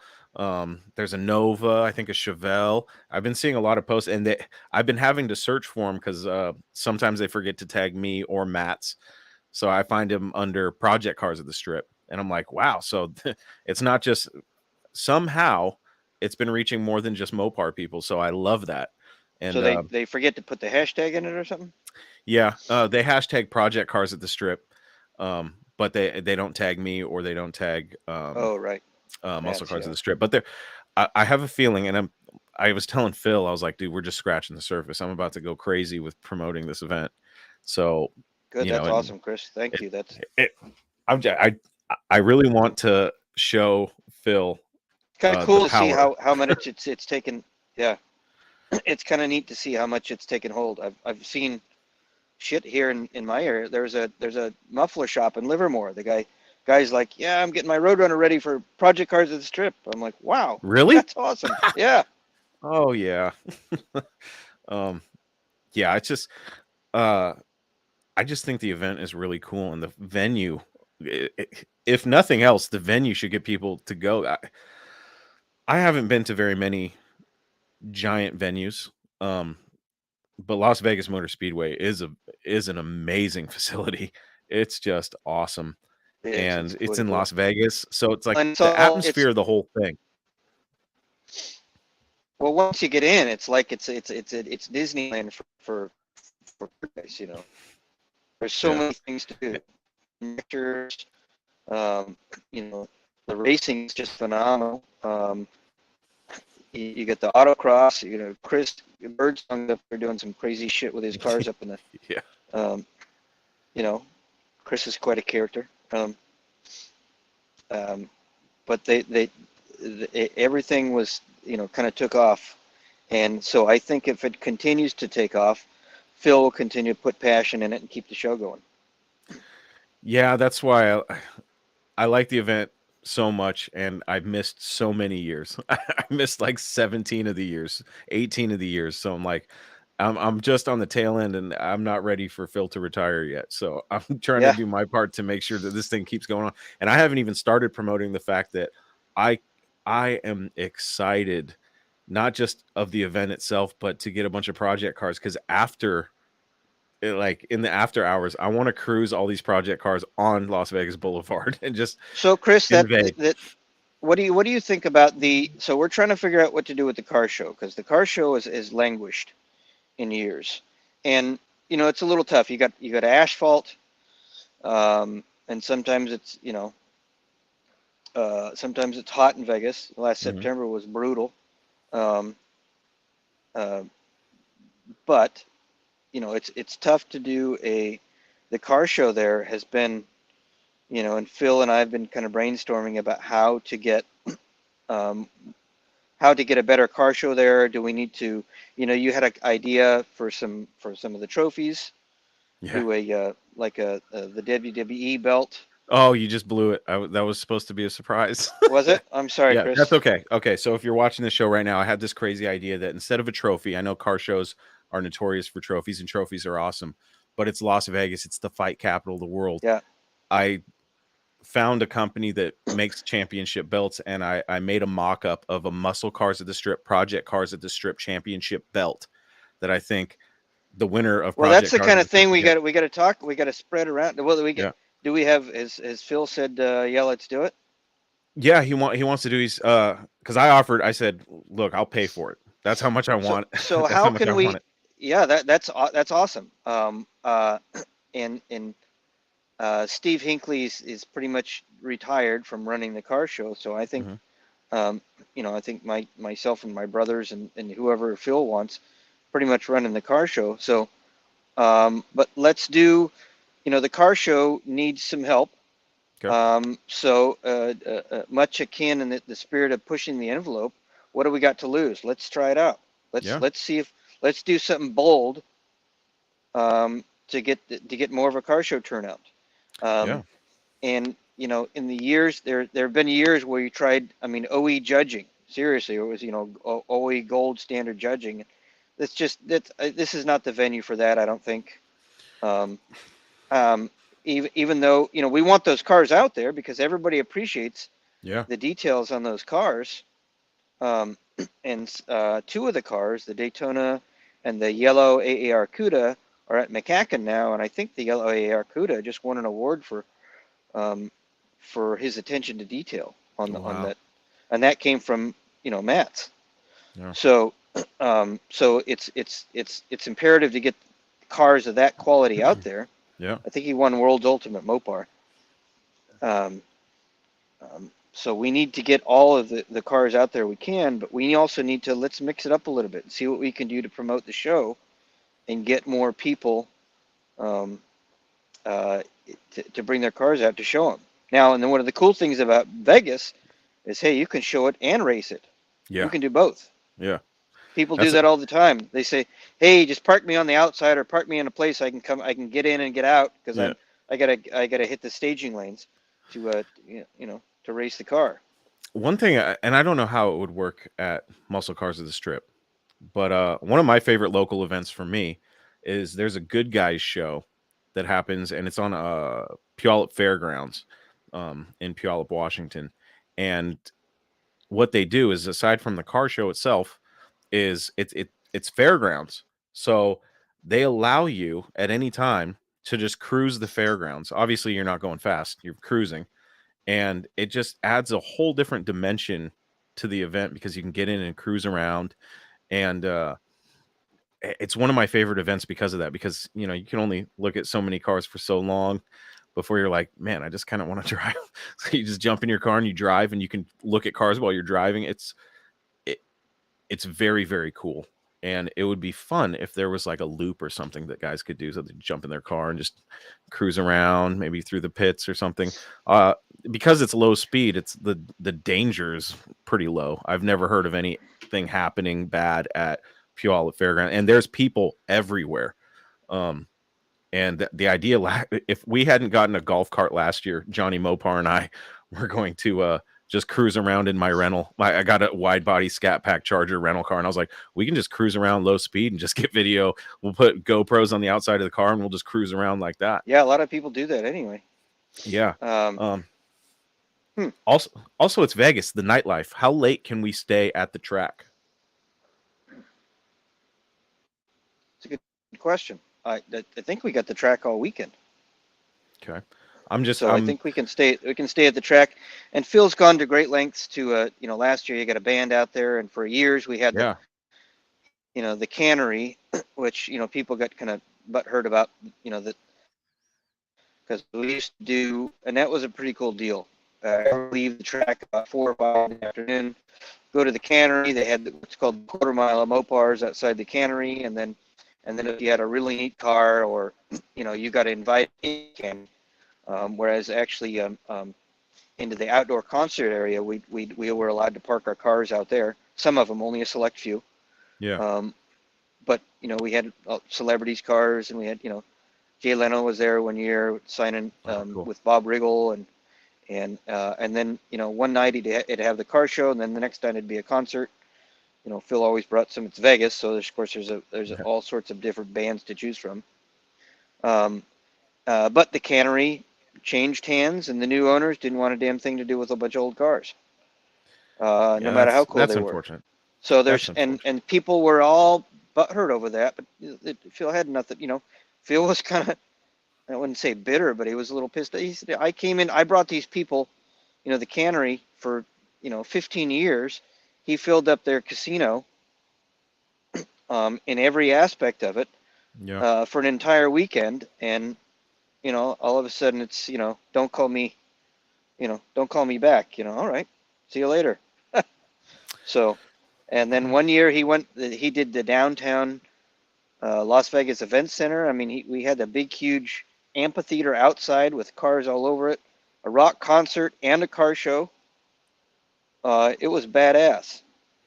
I don't even think we need the cannery. We got Las Vegas Motor Speedway and a Yes. huge lot to do.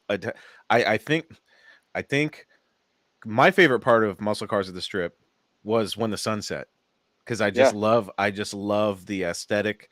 It's Las Vegas, you know what I mean? And like I said, I'm not sure how late we can stay, but I think keeping it going into the night, obviously not too crazy late, but late into the night is always fun. I also I haven't really talked to Phil too much about it, but all these other events I go to, man, they have a burnout pit where people can get in there, and it's got jersey barriers all around it, so it's completely safe. And people go in there and just roast tires and just have fun. That's in today's day and age, and car shows and events like that, I think it's almost a necessity. So, Okay. I think we've done that in the past, but have you? I'm pretty sure. And I've also been promoting people because they're asking about their project cars, like, can we run them? And I say, if they can pass tech inspection, take them down the track. Yeah, absolutely. So, Well, yeah, the tech inspection, any car will go down. If you want to try to take, even if you want to just do a time only, go up, tell the tech guy, just want to do a time only. We don't want to bring a bunch of cars that are going to do oil down the track, and screw up the 100%. racing the whole time. But 100%. yeah, by all means, one of the coolest parts of getting a new car put together is running it down the strip. Yeah. I've always been a big proponent of that, because so many people have fast cars, but they've never actually taken them down the strip. Yeah. I got an 11-second car. How do you know? Well, because I raced a guy who said he had a 10-second car, or a 12-second car, and I beat it. Yeah. Okay, sure you did. Yeah. Yeah. Well, maybe your car's capable of 11 seconds, but are you as a driver capable of it? That's a big deal. I just with car events, I found that little attractions, for some reason, I think it all adds up. So I think if you had an event, obviously you've got the car show, drag racing, autocross. I think you throw a burnout pit in there, make it big enough where they can do Australian style burnouts. That's always fun. So what's that? A burnout upside down? Yeah, basically. Every event I've been to that has a burnout pit, it seems to be a huge attraction. It's just I love watching people tear their shit up. I think it's fun. Who doesn't? Tire smoke and race gas. I mean, who doesn't like that? I love it. But I think an interesting aspect and I would have to. I don't know logistically how it would work, but I know it's possible because I've seen it in uh, a venue like a fairground. If there was a set route through the event where people could jump in their car. That's one of the funnest things about owning these cars is driving them or hearing other people drive their cars and hearing the engines and stuff. I love a car show as much as anybody, but the cool thing about that Good Guys show is that when you're done cruising, you park your car back in your spot. And usually people respected, oh, that spot's already taken. Right. So you can take off, go cruise for 10 minutes, park your car again. And it's open to, um, obviously you want to tell them, hey, we're going to be judging cars at this time, so make sure your car's there at that spot. But I think having the drag racing, the autocross, and then having cars just cruising around all day, I think would add just something else, something a little bit fun. Because like I said, I really want to get a bunch of people when the doors are closed for the night, go, all right, now we're all going to go cruise the Strip and go cruise Las Vegas Boulevard too. Right. It's the interactive, and like what Johnny Mopar said, where is it? He said, a cruise adds a great live energy to an event. Friday night out of the heat, I think, is the way to go. He said a Yeah, great love energy to the event. he meant live, but it is Oh, a love those energy too. Southern We all California boys, they're passing love the energy. love around. But there's just a couple little ideas. I don't know. I haven't really brought them up to Phil yet. I would. I wish he was here to run those by him, but I think he's at McGacken. oh yeah, that's right. Yeah, that's where I would like to be right now too. Yeah, me too. Every time I see that Phil tried event, to convince me to go, but it was just too Yeah. close. I can only like you, Chris. I only get so much leeway. me my too. leash is only so long. It really bums me out. I just, but I'll have to have a conversation with him. Just throw out a couple ideas. If you talk to him before I do, feel free to mention the ideas. But anything we can do to add, anything else to promote. Like, hey, I don't know any other event aside from the Good Guys that I went to, and I'm sure they're out there, where you can actually just cruise around the event. Obviously it's got to be responsible. You can't be an asshole when you're doing it. Just cruise around, Well, slow you speed. And can kind of do that, but I don't think people know that they can really cruise around, because you can cruise. Yeah, well, as you know, you walk from the autocross to the drag strip to the car show a few times. Yeah, and that's a hell of a walk. Yeah. So you need your golf cart or a car to putt around. And so quite a few people do that, but I don't think people we really made it known that you could do or it's okay to do it with your own car. Yeah. But it would be interesting to make the car show more of an interactive process. Yeah.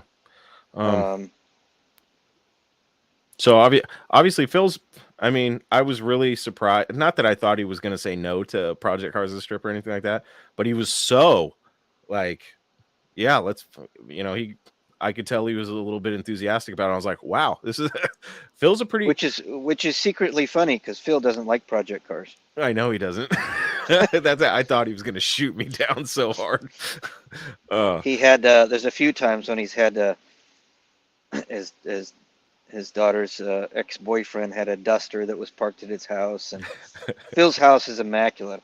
I call it the porn palace because it's like the typical Las Vegas big huge kidney-shaped swimming pool with a waterfall and a slide. But he's had I had the interior of a Chrysler 61 300G stored there in one of his bays for like a month, and he just oh, this crap is driving me nuts. Calm down. I could hear him saying that too. No, he makes it well known. Ratty shit boxes. Like when I talk to him, it's hilarious. And it makes me want even more project cars to show up just to go. Absolutely. This is how you will be known forevermore. Yeah. But you can't, the conversations I have with him, I go, look, man, I've been to all the events. Not everybody can afford a fully restored, you know what I mean? Like if you want the younger crowd to these guys have project cars that are many years before they're going to be fully restored, but maybe they run and drive. you know. Well, and it was suggested that we start letting imports in, and I don't think that's our crowd personally. No, And I so don't see it. I don't However, that was something I said. Yeah. I don't see that crowd mixing well with our crowd. It's too much, um, too much. They're That's a different crowd. So, but I think it the is a the different crowd. project cars. Well, Um, I grew up during the high when the imports were at their peak during the when the yes. Fast and Furious first came out. I was 16 years old, and Right. I see a lot of the same. A lot of those guys that were my age then are now driving new Challengers and new Chargers and stuff. They grew Yes. up and out of the imports into those cars, and I saw a lot of those types of cars at Muscle Cars at the Strip, which was cool. So I don't even think you need the import guys. You just need to let all the modern muscle car guys know, hey, this is Yes. also happening. Yep. You guys are more than welcome to show up. Um, Well, that's why that's where we're going to get our next enthusiasts, because mhm. I think, speaking for myself and seeing it happen to a few others, the new enthusiasts are going to come from the modern muscle car crowd, or kids, um, that really like these old, these whole shit boxes, Yeah. that we drive around. But even the modern muscle cars, as they progress in the hobby and the disease, um, they become more interested in the history. It's a Hmm. natural progression. If you're truly infected, you become more interested in what the different cars came with, and what the history was. And so, um, that's the only way.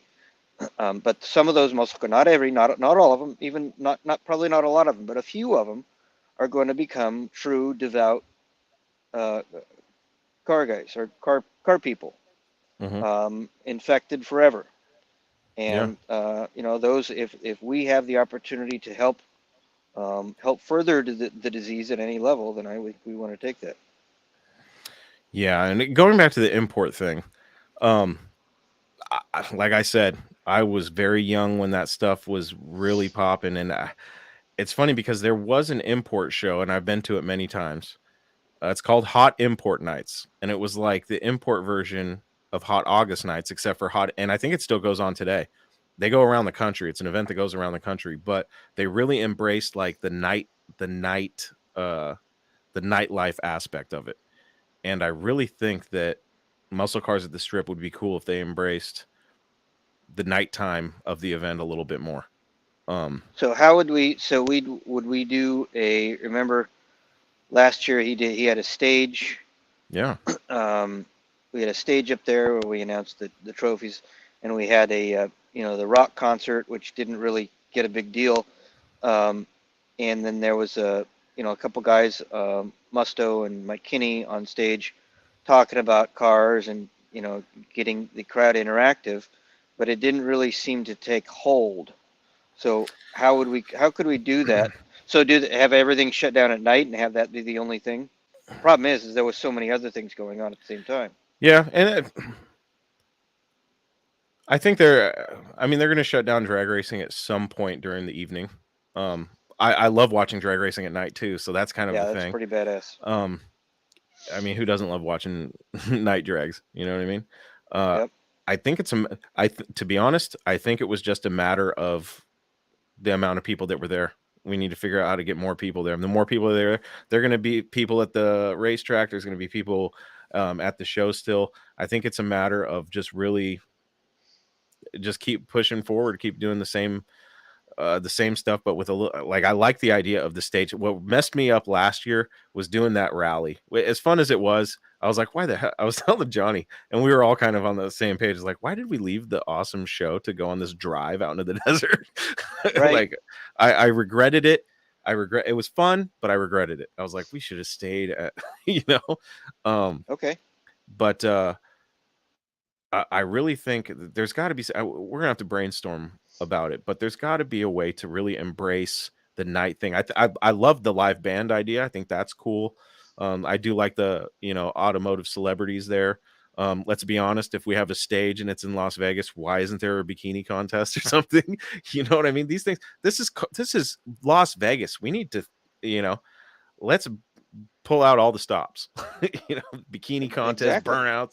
I can get my You know, bikini body ready by then. my God, yeah. um, but it's Las Vegas. Bikini contest, yeah. There's got to be a good prize though, because if we can get some of the ladies that maybe aren't even car enthusiasts after the bikini contest. But it's Las Vegas. I'm sure that would be a hell of a contest in the city of sin. But I think there's got to be something we can do to Sure, really something embrace. flamboyant, something. Yeah, because the families are going to be there during the day. They're not going to have a bunch of kids at night. So when the sun goes down, I think muscle cars at the Strip should light up a little bit. Well, it does. People camping out there. I've stayed out at the track. We did the this last time we stayed at the track. It was awesome. That was another Stay at thing the at hotel. another thing that happened at Duct Tape Drags that I really, really liked, and I thought it was awesome, was they Okay, had a bonfire. that's what I was just And gonna say. Let's do some bonfires. Yeah. Hmm. everybody was bringing beer, and it was great. Freiberger was walking around, Dulcich was getting hammered, and we were all just hanging out. That it brings the car enthusiasts together. They talk cars and stuff. So if we could organize a nice area where obviously it's safe to have a fire, um, I think there's a way we can just promote the when the sun goes down, the show goes on, and Yeah. the event goes on. Um, so I think we need to get like a little brainstorming session with Phil and just see what we can do. Okay. Yeah, that would be interesting. Um, muscle car bonfire. Hmm. I'm telling you, at Duct Tape, I was amazed. It was a lot of fun in Las Vegas. Uh, the it's kind of Muscle Cars at the Strip is a little bit deceptive because the venue is so big. Yes. uh, which is great because that means there's room to grow and more people. I Yep. loved that Phil had the billboard, but I would love to throw some more stuff up there. Burnout pit, you know what I mean? Right. Bikini contest. You got to get as women in cars. Come on, live music. I know they had food there, so I can't really say much about that unless you guys allow. I don't know what the rules are, but maybe more food trucks. I don't know. But there's definitely things you can do to up the ante when the sun goes down a little bit and make it more festive. I think it should be, it's an event. It should be a festive. It should be a muscle car festival. It should be the Burning Man for muscle cars. You know what I mean? Um, Agreed. Yeah. and I think there's something there. Uh, I think we just Can need we light a to. car on fire? I mean, no Mopars, but We'll light an import on fire. yes, yes. The import guys are Oh invited. my God, yeah, we're gonna be roasting marshmallows on the Honda. um, Gosh. So yeah, anybody that's watching the show or is listening to this podcast when it's released, if you have any good ideas for what we should get the ball rolling on for Las Vegas for Muscle Cars at the Strip, feel free. You can message me. You can reach out to Phil. DM him at Muscle Cars at the Strip or at MATSLV on social media. Phil, Yeah. as I was going to say the Chrysler Club. Our Facebook site is it's called the WPC Club Inc. World's Largest Mopar Club on Facebook, and on Instagram we're Chrysler WPC Club, and I am Ragtops Fins and Mopars. yeah, Um, and yeah, and on Facebook I think I'm just Bill Adams. I So I, th- I know that Phil's open minded. I know he would love nothing but concourse restoration Mopars there, but I think opening the door to trucks and trucks has been yeah, I think that's phenomenal. We have had a lot of trucks in the past. Um, we had some killer trucks in the past. So yeah, and my absolutely. my buddy Matt from Rolling Heavy Magazine, which is a huge custom van magazine, is going to be there. And I was like, tell all your van buddies to come to Las Vegas. Those guys know how to party. Oh, the van guys. I mean, yeah, no kidding. So I said, I'm trying to. Speaking of I would lights, love. yeah, lights I and would love. bonfires. Yes, I would love nothing more than Muscle Cars at the Strip to be an amazing festival for just car enthusiasts in general. Um, obviously with heavy, heavy muscle cars. But I don't see anything wrong with trucks and cool vans. Let's make it a party. It's Las Vegas. No, well, It's got to be a muscle car it's a party. car. It's a you're a car person. It's a um, yeah. It doesn't matter if it's a muscle car or not. And Yeah. what is a muscle car really? Yeah. As we talked, a 55 Chrysler 300 is a muscle car. Damn it. Yeah. Yeah. Absolutely. If it's got a V8, if it's got a slant six or something, just keep the hood closed. No, I'm kidding, of course. Uh, I think this year has the potential to be one of the best in many years, if we can get the word out there. And I'm trying to drum up some good ideas for Agree. promoting the event. Phil did say he said he thinks it's going to take on a different tact, and he's all for it. Yeah. Meaning that he thinks it's going to start developing a different kind of life of its own. And Yeah. if it does and keeps going, and it again shows more potential, I think Phil's passion will continue to be to drive it, and that's what we need. Absolutely. So, And if I have to go to every gentleman's club in Las Vegas to promote the bikini contest to women that are available at that time of night, I will do it. I'll take one for the team. I'm sure you will. No, I think we're gonna have to talk to Phil. I think embracing the nightlife aspect of it a little bit will be fun. We'll see what happens. But Phil's been pretty receptive to my ideas and stuff, and Okay, I yeah, think I don't think that's a good. I don't think we've ever tried bonfire out there. I can only imagine what um, Speedway Corporation would say. But they do all sorts of crazy shit out there. They do have the what they call the Eel Electric Daisy Carnival Festival out there, something like that. That at the brings it's Speedway. like Burning Man in Vegas. That it's all over there. Oh, It's okay. it's a huge festival, and we're talking like 100,000 people. Oh, wow. It's a massive deal. Yes, because sometimes that event butts right up to our event, and it's like they've got silver tents with giant toys that people and it's like just nothing but a big hippie fest for That's like funny. it's like Las Vegas Burning Man, but it's right there at the track. Wow. Well, if they allow that kind of stuff, then I'm sure they can Yeah, allow exactly. I'm sure they some can. But the muscle car festival. well, uh, yeah, I like that's some more nightlife, something very Yeah. Vegas. Something very Vegas, yeah. Let's make this a muscle car festival, not just an event. You know, you can't go around calling it the wildest muscle car party in the West without making it the wildest muscle car party in the West. Let's make it the wildest muscle car party in the True. West. maybe Okay, maybe lean heavy into that aspect this year. The wildest muscle car sounds party in the good. West. So All I right. hope Phil will be open minded to that. You can tell him the bikini contest was my genius idea. I'll be one of the head judges of that.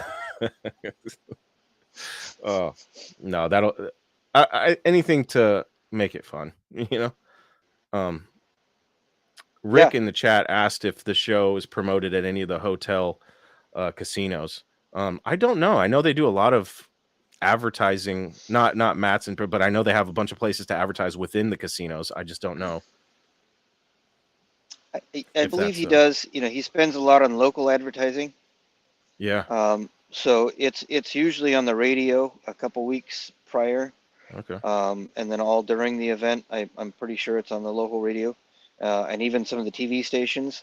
Last time we had, um, like you said, Phil knows everybody, and last time we had um, a couple of local news channels out there. Um, there's a whole show called Spirit of Nevada with Samantha Cheon. Yeah, yeah. Her and her producer were out there. Um, uh, he's done a lot of different promoting every which way from Sunday. Doesn't mean there's not more we can try or do, but um, yeah, there's a lot of promoting at the time in Las Vegas. So as far as at the Uh, local hotels, I'm not sure, but I know it's all over the radio. yeah. Um, I think. I think with. I think if the nightlife type thing is embraced a little bit, and the show isn't over when the sun goes down. Um, I don't know. I think there's something there. I really do. I think it's just a matter of getting the crowd, get as many Well, people and as that possible. and that was one of the things a lot of people liked was the cannery. We all go over to the cannery, which is about 5 miles away, so not very Uh-huh. far. You get there, um, everybody to hang out, and then people leave from there. Because that was over about 10 o'clock. So some people go to the room, go to bed. Some people go downtown partying. Yeah. Um, you do whatever you want to do in Vegas, right? Uh-huh. So it would be neat if we could kind of bring that type of atmosphere back, have a separate show at night or something. Who knows? Yeah. You know, Uh, maybe like I said, at Duct Tape Drags, the bonfire, I was like, oh, this is where the event is. It was a lot of fun. Everybody just hanging out, talking cars, and having fun, having some that's drinks. true. I don't know. I don't know who doesn't like a good bonfire. So that would be, yeah, that would be fun. Yeah, Um, well, if anybody can put it together, Phil can figure it out. I think so. And I don't know if he's the problem is I've never been to Muscle Cars at the Strip when it was Mopars at the Strip at the cannery. So I don't know what it was like. I only hear things. Um, but I think It was if just like you're describing. The party kind yeah, of moved to the cannery. yeah, Everybody moved over there, and it was a lot of fun. It was very, um, um, everybody was there. Um, yeah, and then once the cannery went, and again, it was, they just changed owners, and the new owners said they didn't want a thing to do with the car people. So, just not much we can do about it. But he does have the track, so and it is a huge facility. So yeah, why can't we make it work at the track? Good question. yeah, yeah. We don't need the cannery. We don't need a casino. Like, let's just have the party at the. Let's make it the wildest muscle car party in the West. Okay. So that's what if I get a chance to talk to Phil, well, I have to mention some of that. But I think there's something there. Um, yeah, I just can't imagine that. I mean, if you're a car guy and you're in Vegas and you're going to muscle cars at the Strip instead of partying at the Strip, then I mean, why not have the party at the Strip too? You know what I mean? Like, True. aside from gambling, make sure that everything that Las Vegas has to offer is at muscle cars at the Strip. Yeah. Cars, girls, drinks, a nice bonfire, social atmosphere, a Well, and band. Phil he always hired showgirls to come around and do pictures with when you get Yeah, a trophy. yeah, You went over behind the banner and got the showgirls with the big plumage and all yeah, that crap. yeah. You know. Hire about 20 more of those. Yeah. uh-huh. I mean, anything we can do. I think if executed correctly, this could be like the rebirth of muscle cars of the Strip. We don't Yeah. need the cannery. Let's make this the wildest muscle car. Let's make it. You know, I would love nothing more than everybody that goes to be like that was a party. Not Well, I that know. was a I that was a know. fun drag race. That was a fun car Yeah. show. That was a muscle car party. Right. True. Yeah. Everybody sits with their cars around there and yeah, BS is as long as you want. Yeah. And if you want to, if you're staying at the track, you melt back into wherever your camper, your trailer, your motorhome is. Yeah. And if you're staying at the hotel, you just head to the hotel.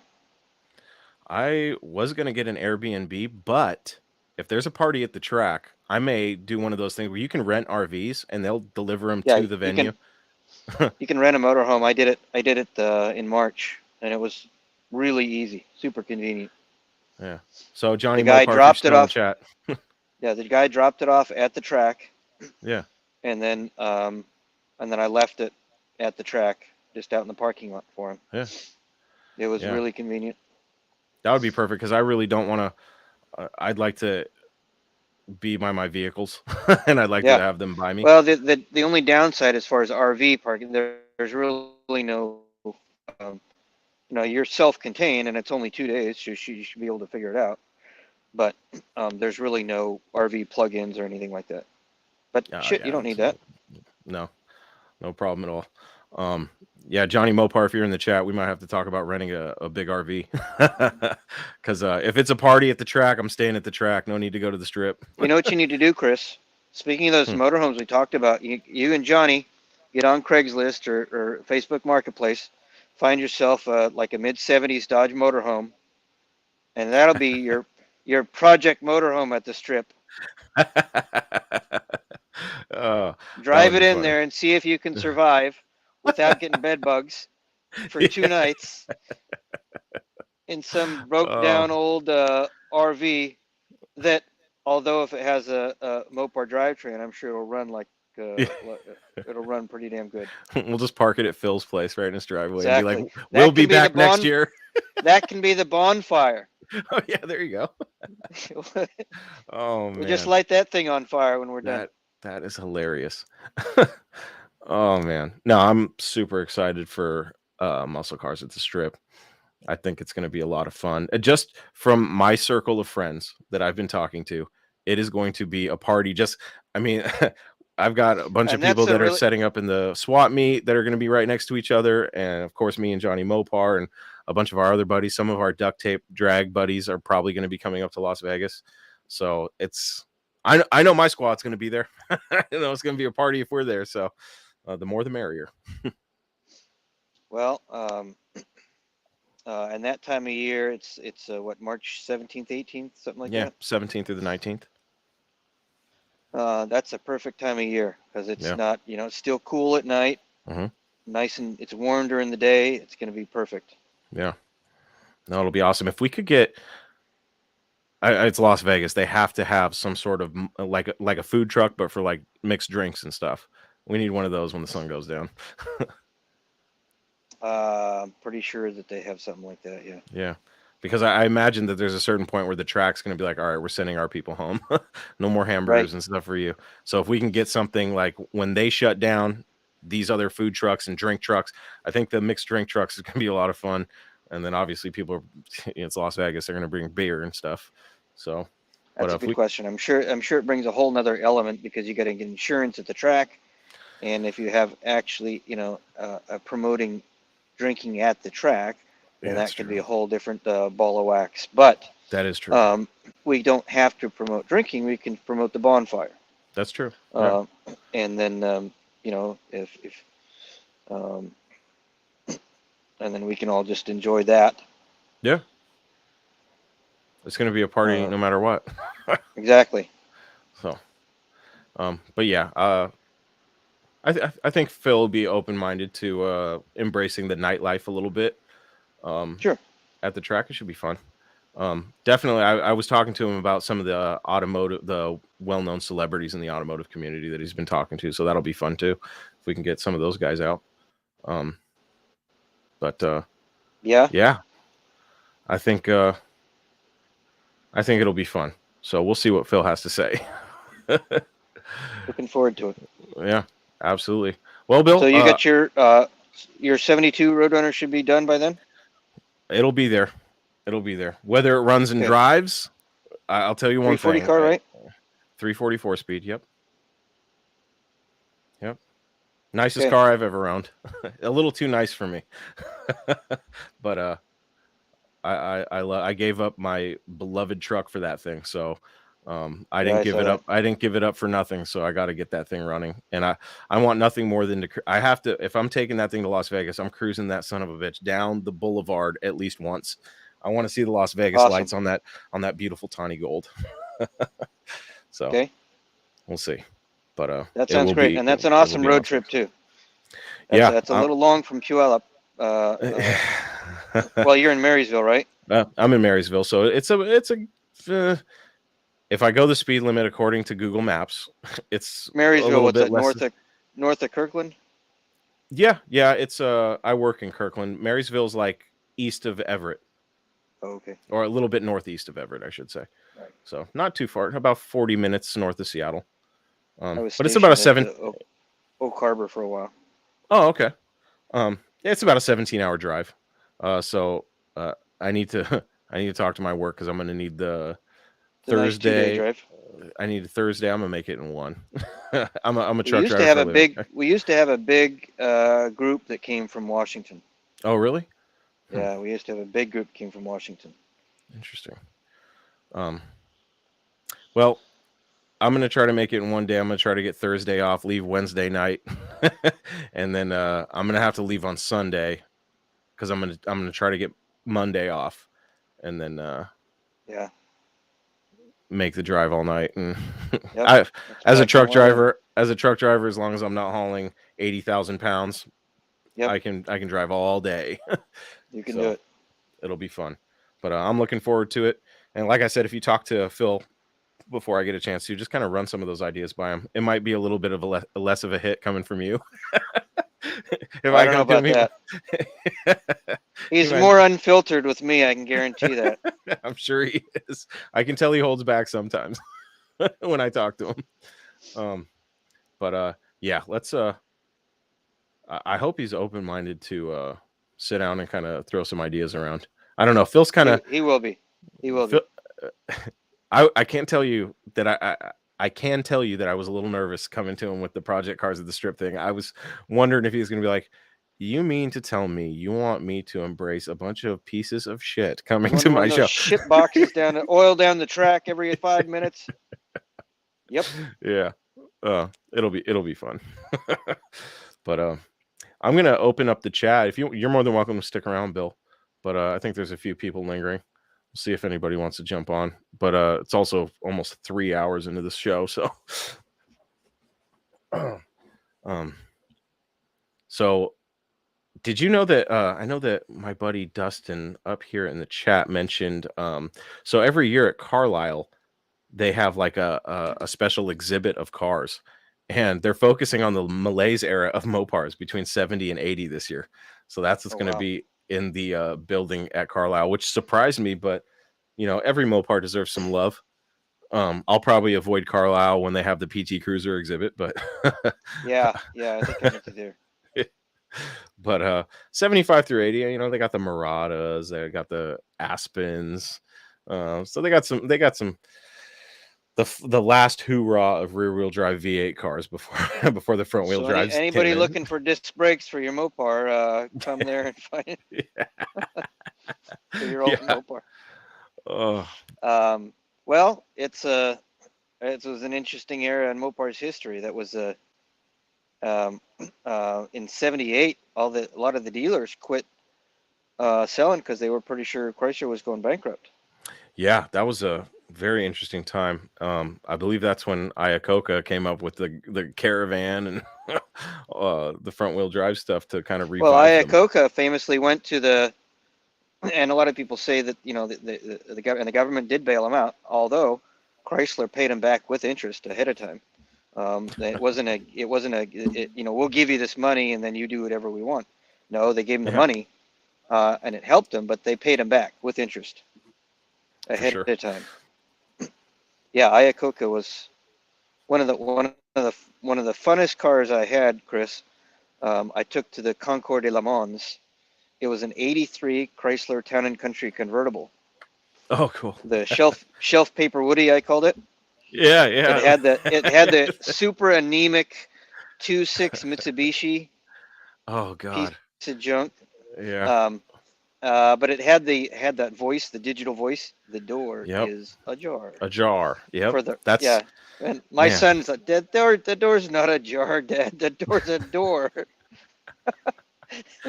I So I had cannot that tell you. at the Concours de Le Mans, and it was a lot of fun. That's Concours of awesome. Lemons. Yeah, that I think I just talked about it on one of my recent episodes that I was trying to bring a picture of my dad's 85 Dodge Daytona Turbo Z to show and tell so I could tell all my friends at school because nobody believed me that my dad had a talking car. And I was like, it talks just like Knight Rider. And, I'm Yep. in third grade. So kids are calling, Right. even in third grade, they're like, no, he doesn't. I'm like, yes, he does. I'm telling you, it talks.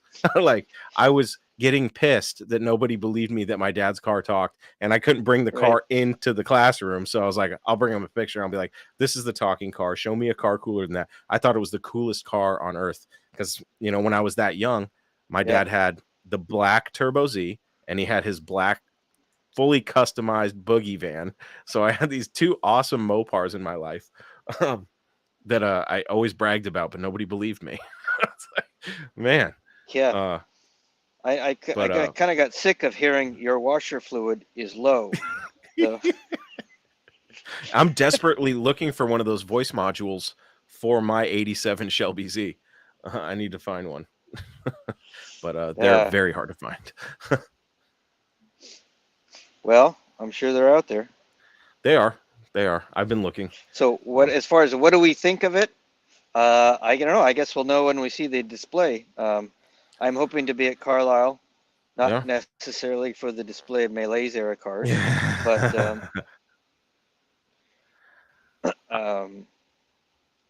it should be interesting. There were some of the Aspen kit cars were pretty cool. Yeah, those are probably my favorites. The Circle Track kit cars, that weren't those late 70s Aspens? Or Yeah. didn't they also have like the Roadrunner that was an Aspen? The Valaris, and they had some. Chrysler was still trying to embrace what they could, even though The Cordobas were, could be cool. Or the Chargers or the Magnums were pretty cool. The 79 300 was a neat car. I had the E58 360, same motors in the Little Red Express. Yeah. They had there were some cool cars. They were really trying still. Unfortunately, the EPA was really making things a little difficult. Yeah. But Carlisle is definitely an event that I'd like to go to someday. Well, I'm planning to this next year. So yeah. Have you ever been to the Wellborn Muscle Car Museum? I haven't. They were going to do that when when Courtney did the reveal for my son with our Roadrunner. They were going to do it at the Wellborn Museum, and at the time Luke was still in chemo treatment, and so I told Courtney that Luke couldn't. There's no way he could fly, so we couldn't do it. But I did meet a guy that's supposedly, good buddies with Tim Wellborn, and tells me he can get me in anytime if I go back there. All I got to do is go. It's in Alabama, right? Yeah. It's a place that I've wanted to go for so long. Well, that's got to be similar to what your the awesome trip you had to the Brothers Collection, huh? Yeah. The only thing with the Brothers is I walked in there and you look around, they got a Lamborghini Countach, they got a Bugatti Veyron. They've got all these amazing exotic cars, Porsches, Shelby cars, and I beelined it right for them. I didn't look at any other cars except for the Mopars. It'd be the same thing I did, Chris. I go to Pebble Beach and I'm like, "Where's the Mopar?" Seriously, I do. Well, I was with a local Mopar club. Oh, very nice. Yeah. I was with a local Mopar club, so I thought, oh man, it's going to be tough to get content because everybody's going to be swarming the Mopars.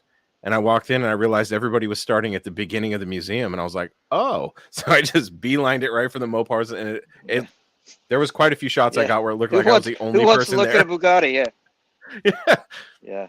I think on my way out, when they called over the speaker that everybody was leaving, I think I walked over to the Countach because of course, I had a poster of the Lamborghini Countach on my wall as a kid. I went over there, stuck Right. my head in it, and took a big whiff. And I said to myself, I still like the smell of an old Mopar better. And I wish I had gotten that on camera because it was really funny. Because I went over there with the purpose. I saw the window open. I was like, I want to smell the inside of a Countach. I don't know why, but I'm obsessed with the smell of an old Mopar. And you Smell like walk Farrah Fawcett? around. Yeah. When I was over by the Mopars, I could actually smell the interiors of them, and I was like, I just love that smell. And that Countach did not smell as good as an old Mopar. I will say that. Nope. But I thought it was funny. I was like, I should have recorded that because it was funny. But a very amazing collection of cars.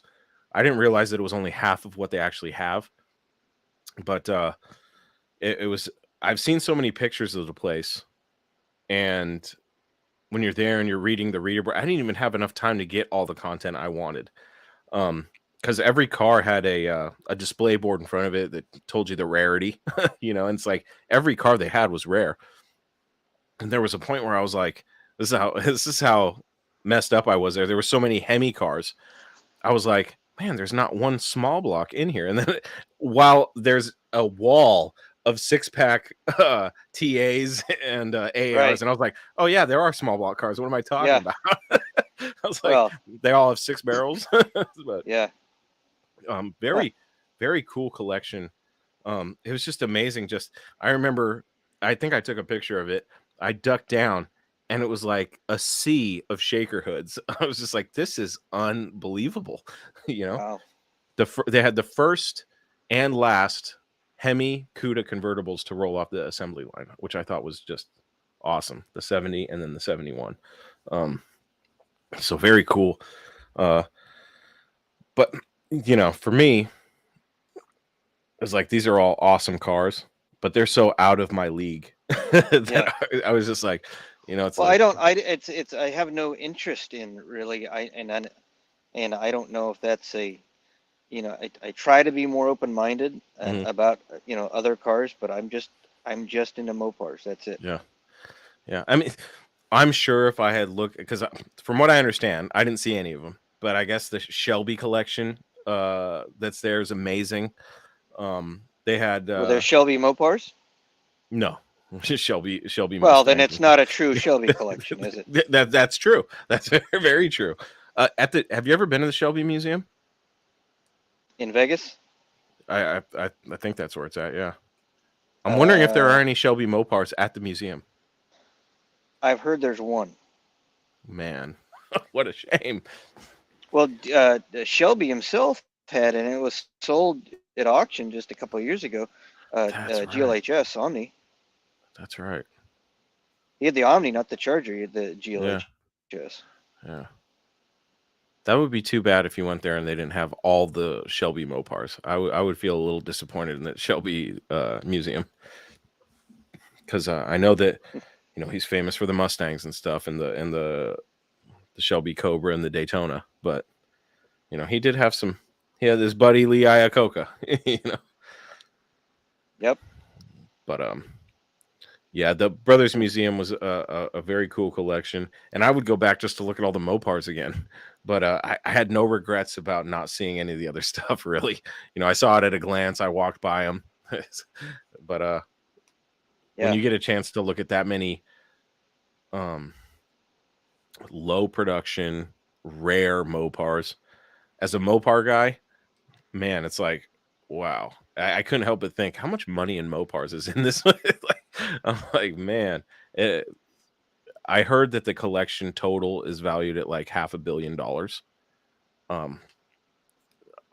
I thought that was underestimated, but Well, the total, if he's got Bugattis in there and stuff, it probably be more than that. that's what I thought. And I'm looking at some of those Mopars. I'm like, a couple of these have to be $1 million cars easily. The Hemi Barracuda convertibles, the Hemi Cuda convertibles. The Hemi Cuda, yeah, those are $1 million cars. Well, they're $6-7 million cars. Yeah, I guess depends. Didn't they Cuda convertible sell for 71 Cuda convertible sell for $6 million? I think so. Yeah, I know that the first one that sold was $3 million, and that happened in Seattle. And then I know that there was another one that went for even more. I was a little Right. disappointed that there was only a small handful of wing cars, but the amount of Hemi cars with shaker hoods, I was like, this has to be the single biggest collection of Hemi powered cars with shaker hoods on Earth. It's just I couldn't believe how many there were. Um, but one thing I will say is I was looking at some of these cars, and they have I think a majority of them have had high dollar restorations. And I was looking at some of them, and then when I got home, I was looking at my Roadrunner, and I was like, now I know my car's not perfect, but I was like, you could have parked it next to any one of those, and the body work and paint work would have held up. I was like, wow. Nice. So it gave me I already appreciated the car, but it gave me an even more a deeper appreciation for the work that my friend Pete put into it, because it was going to be his personal car, and he would never slack on a personal vehicle. So he did a Uh-huh. really good job. And I got home and I was like, wow, this car holds up. So, and That's I guess killer. for me, it's just because I've never owned anything that nice. And Well, Pete you're really, gonna have to bring it this now because I got to see oh it. yeah, oh yeah, I will absolutely bring it. Um, but yeah, I'm really excited about the event in general. I'm even more excited about bringing So this a is car. tow. So we'll get here's the deal. We'll get Johnny Mopar to find a shitbox Dodge motorhome in SoCal. Drive it up Yeah. to Washington on with an open car trailer. Pick up your car.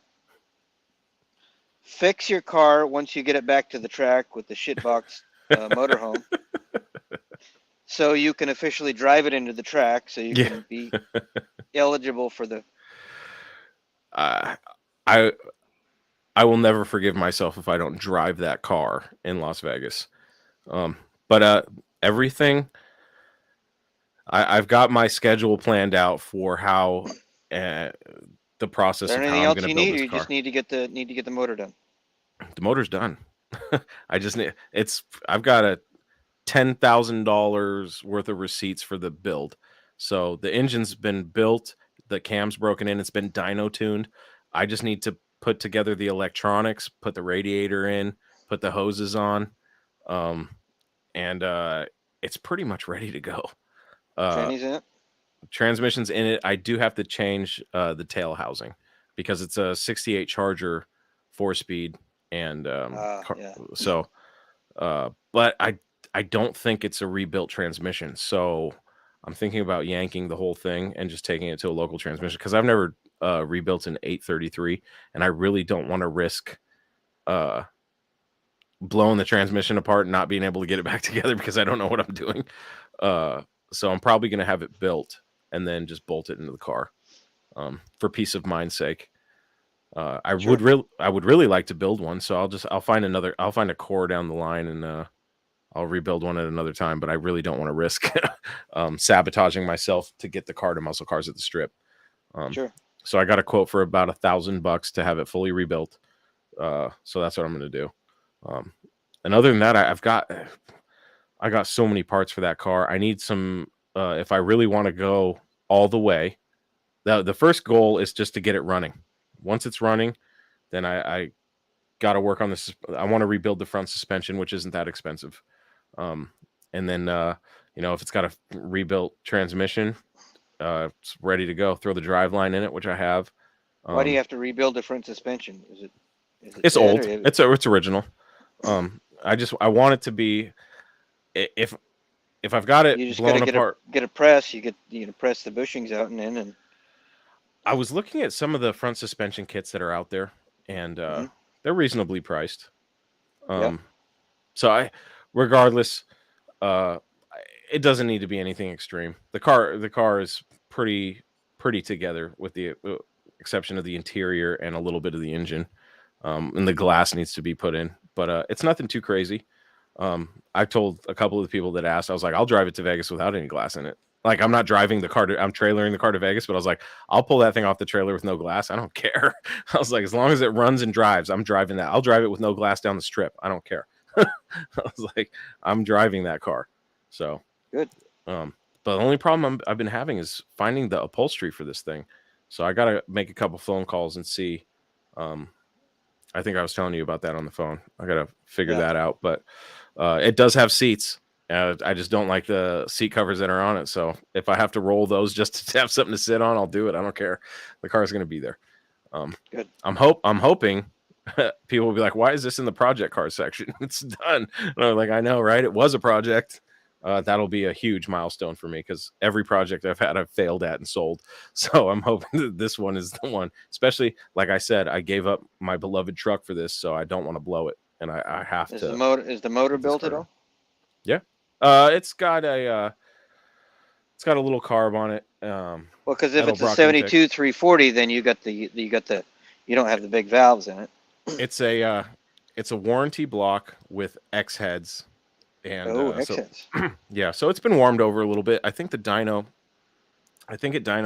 So it's a good 340 because 70. So X heads was on what 67 to 70 340s, and then the J heads, but with the big valves was in 71, and then 72 you went back to the smaller heads. Yeah, so it's got. I think it's you got the good heads. Yeah, I think they're 69 X heads. I know they're X heads, and the dyno sheets show, I believe it was 360 horsepower. So it's nothing too extreme. It doesn't even have headers on it. It's got manifolds. It was going to be a very, very nice driver car. Yeah, not a race car. That's plenty of fun. You should be 360 to the wheels. Just on the. It was engine dynoed. Engine dynoed. Yeah, so probably around 300. That's fine because your normal Roadrunner only had 335. It was rated at 335. Yeah, and that was with the 383. So your 440 car was 375. Yeah. So it's got the 4-speed. It'll be a fun car. Yeah. It'll be a lot of fun. It'll be a great cruiser, and I'm really excited about it. So what gears you got in it? I think they're 391. It's a 391 Sure Grip, I believe. Or no, I'm wrong. 355s. Oh, that's great. 355s. Those are good. Yeah. 323, in my opinion, are the ideal street gears, but 355s are great. Still be able to cruise plenty. 391's probably a little low for street, and but I believe it's 355s. I would have to look. I have a copy of the build sheet here, but I believe when I looked it up, it was 355s. 40s. Nice. Okay. Well,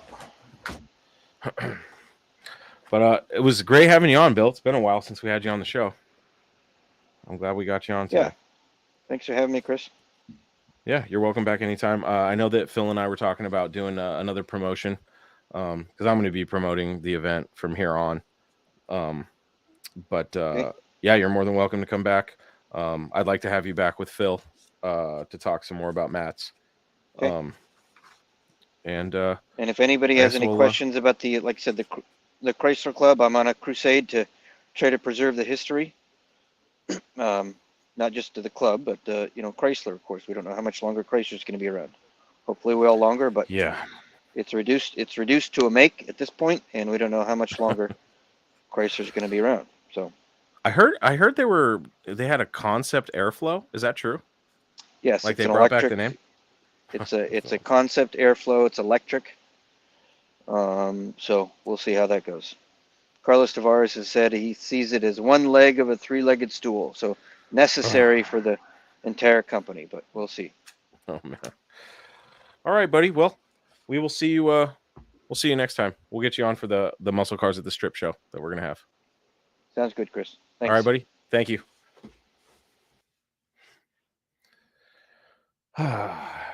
And that 1 year Steve Johnny Mopar says thank you, Bill Adams, for joining us again. ChryslerClub.org. You can get 6 months for free. $40 a year. That's nothing. I get the newsletters and stuff. Good reads. Johnny Mopar says 1 year Steve Strope built a Duster for a giveaway at Matt's. We can all finish Chris's car and get it. Right. Yeah. If I have to, I will fly Tall John out and get him to finish the car for me. Oh man. Well, I threw up the link in the chat. Nobody wanted to join. We've gone for 3 hours. and I think I'm going to call it. So thank you all for joining myself and Bill. It was a good live, a long live. I wasn't expecting to go that long, but it was fun. Dean, thanks for joining us in the chat. Johnny, thanks for joining us. Peckerwood. God, so many people joined us tonight. It's a lot of fun. Dutch guys, Rick, Mark, DRC was in here. Joe's Mopar Mess, of course. Paul, Mike Coffee, Braden, and all my other friends.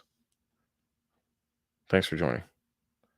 And we'll see you next time right here on the best Mopar enthusiast-driven podcast on planet Earth, Talking Mopars. Remember, no Mopar left behind. We'll see you next time.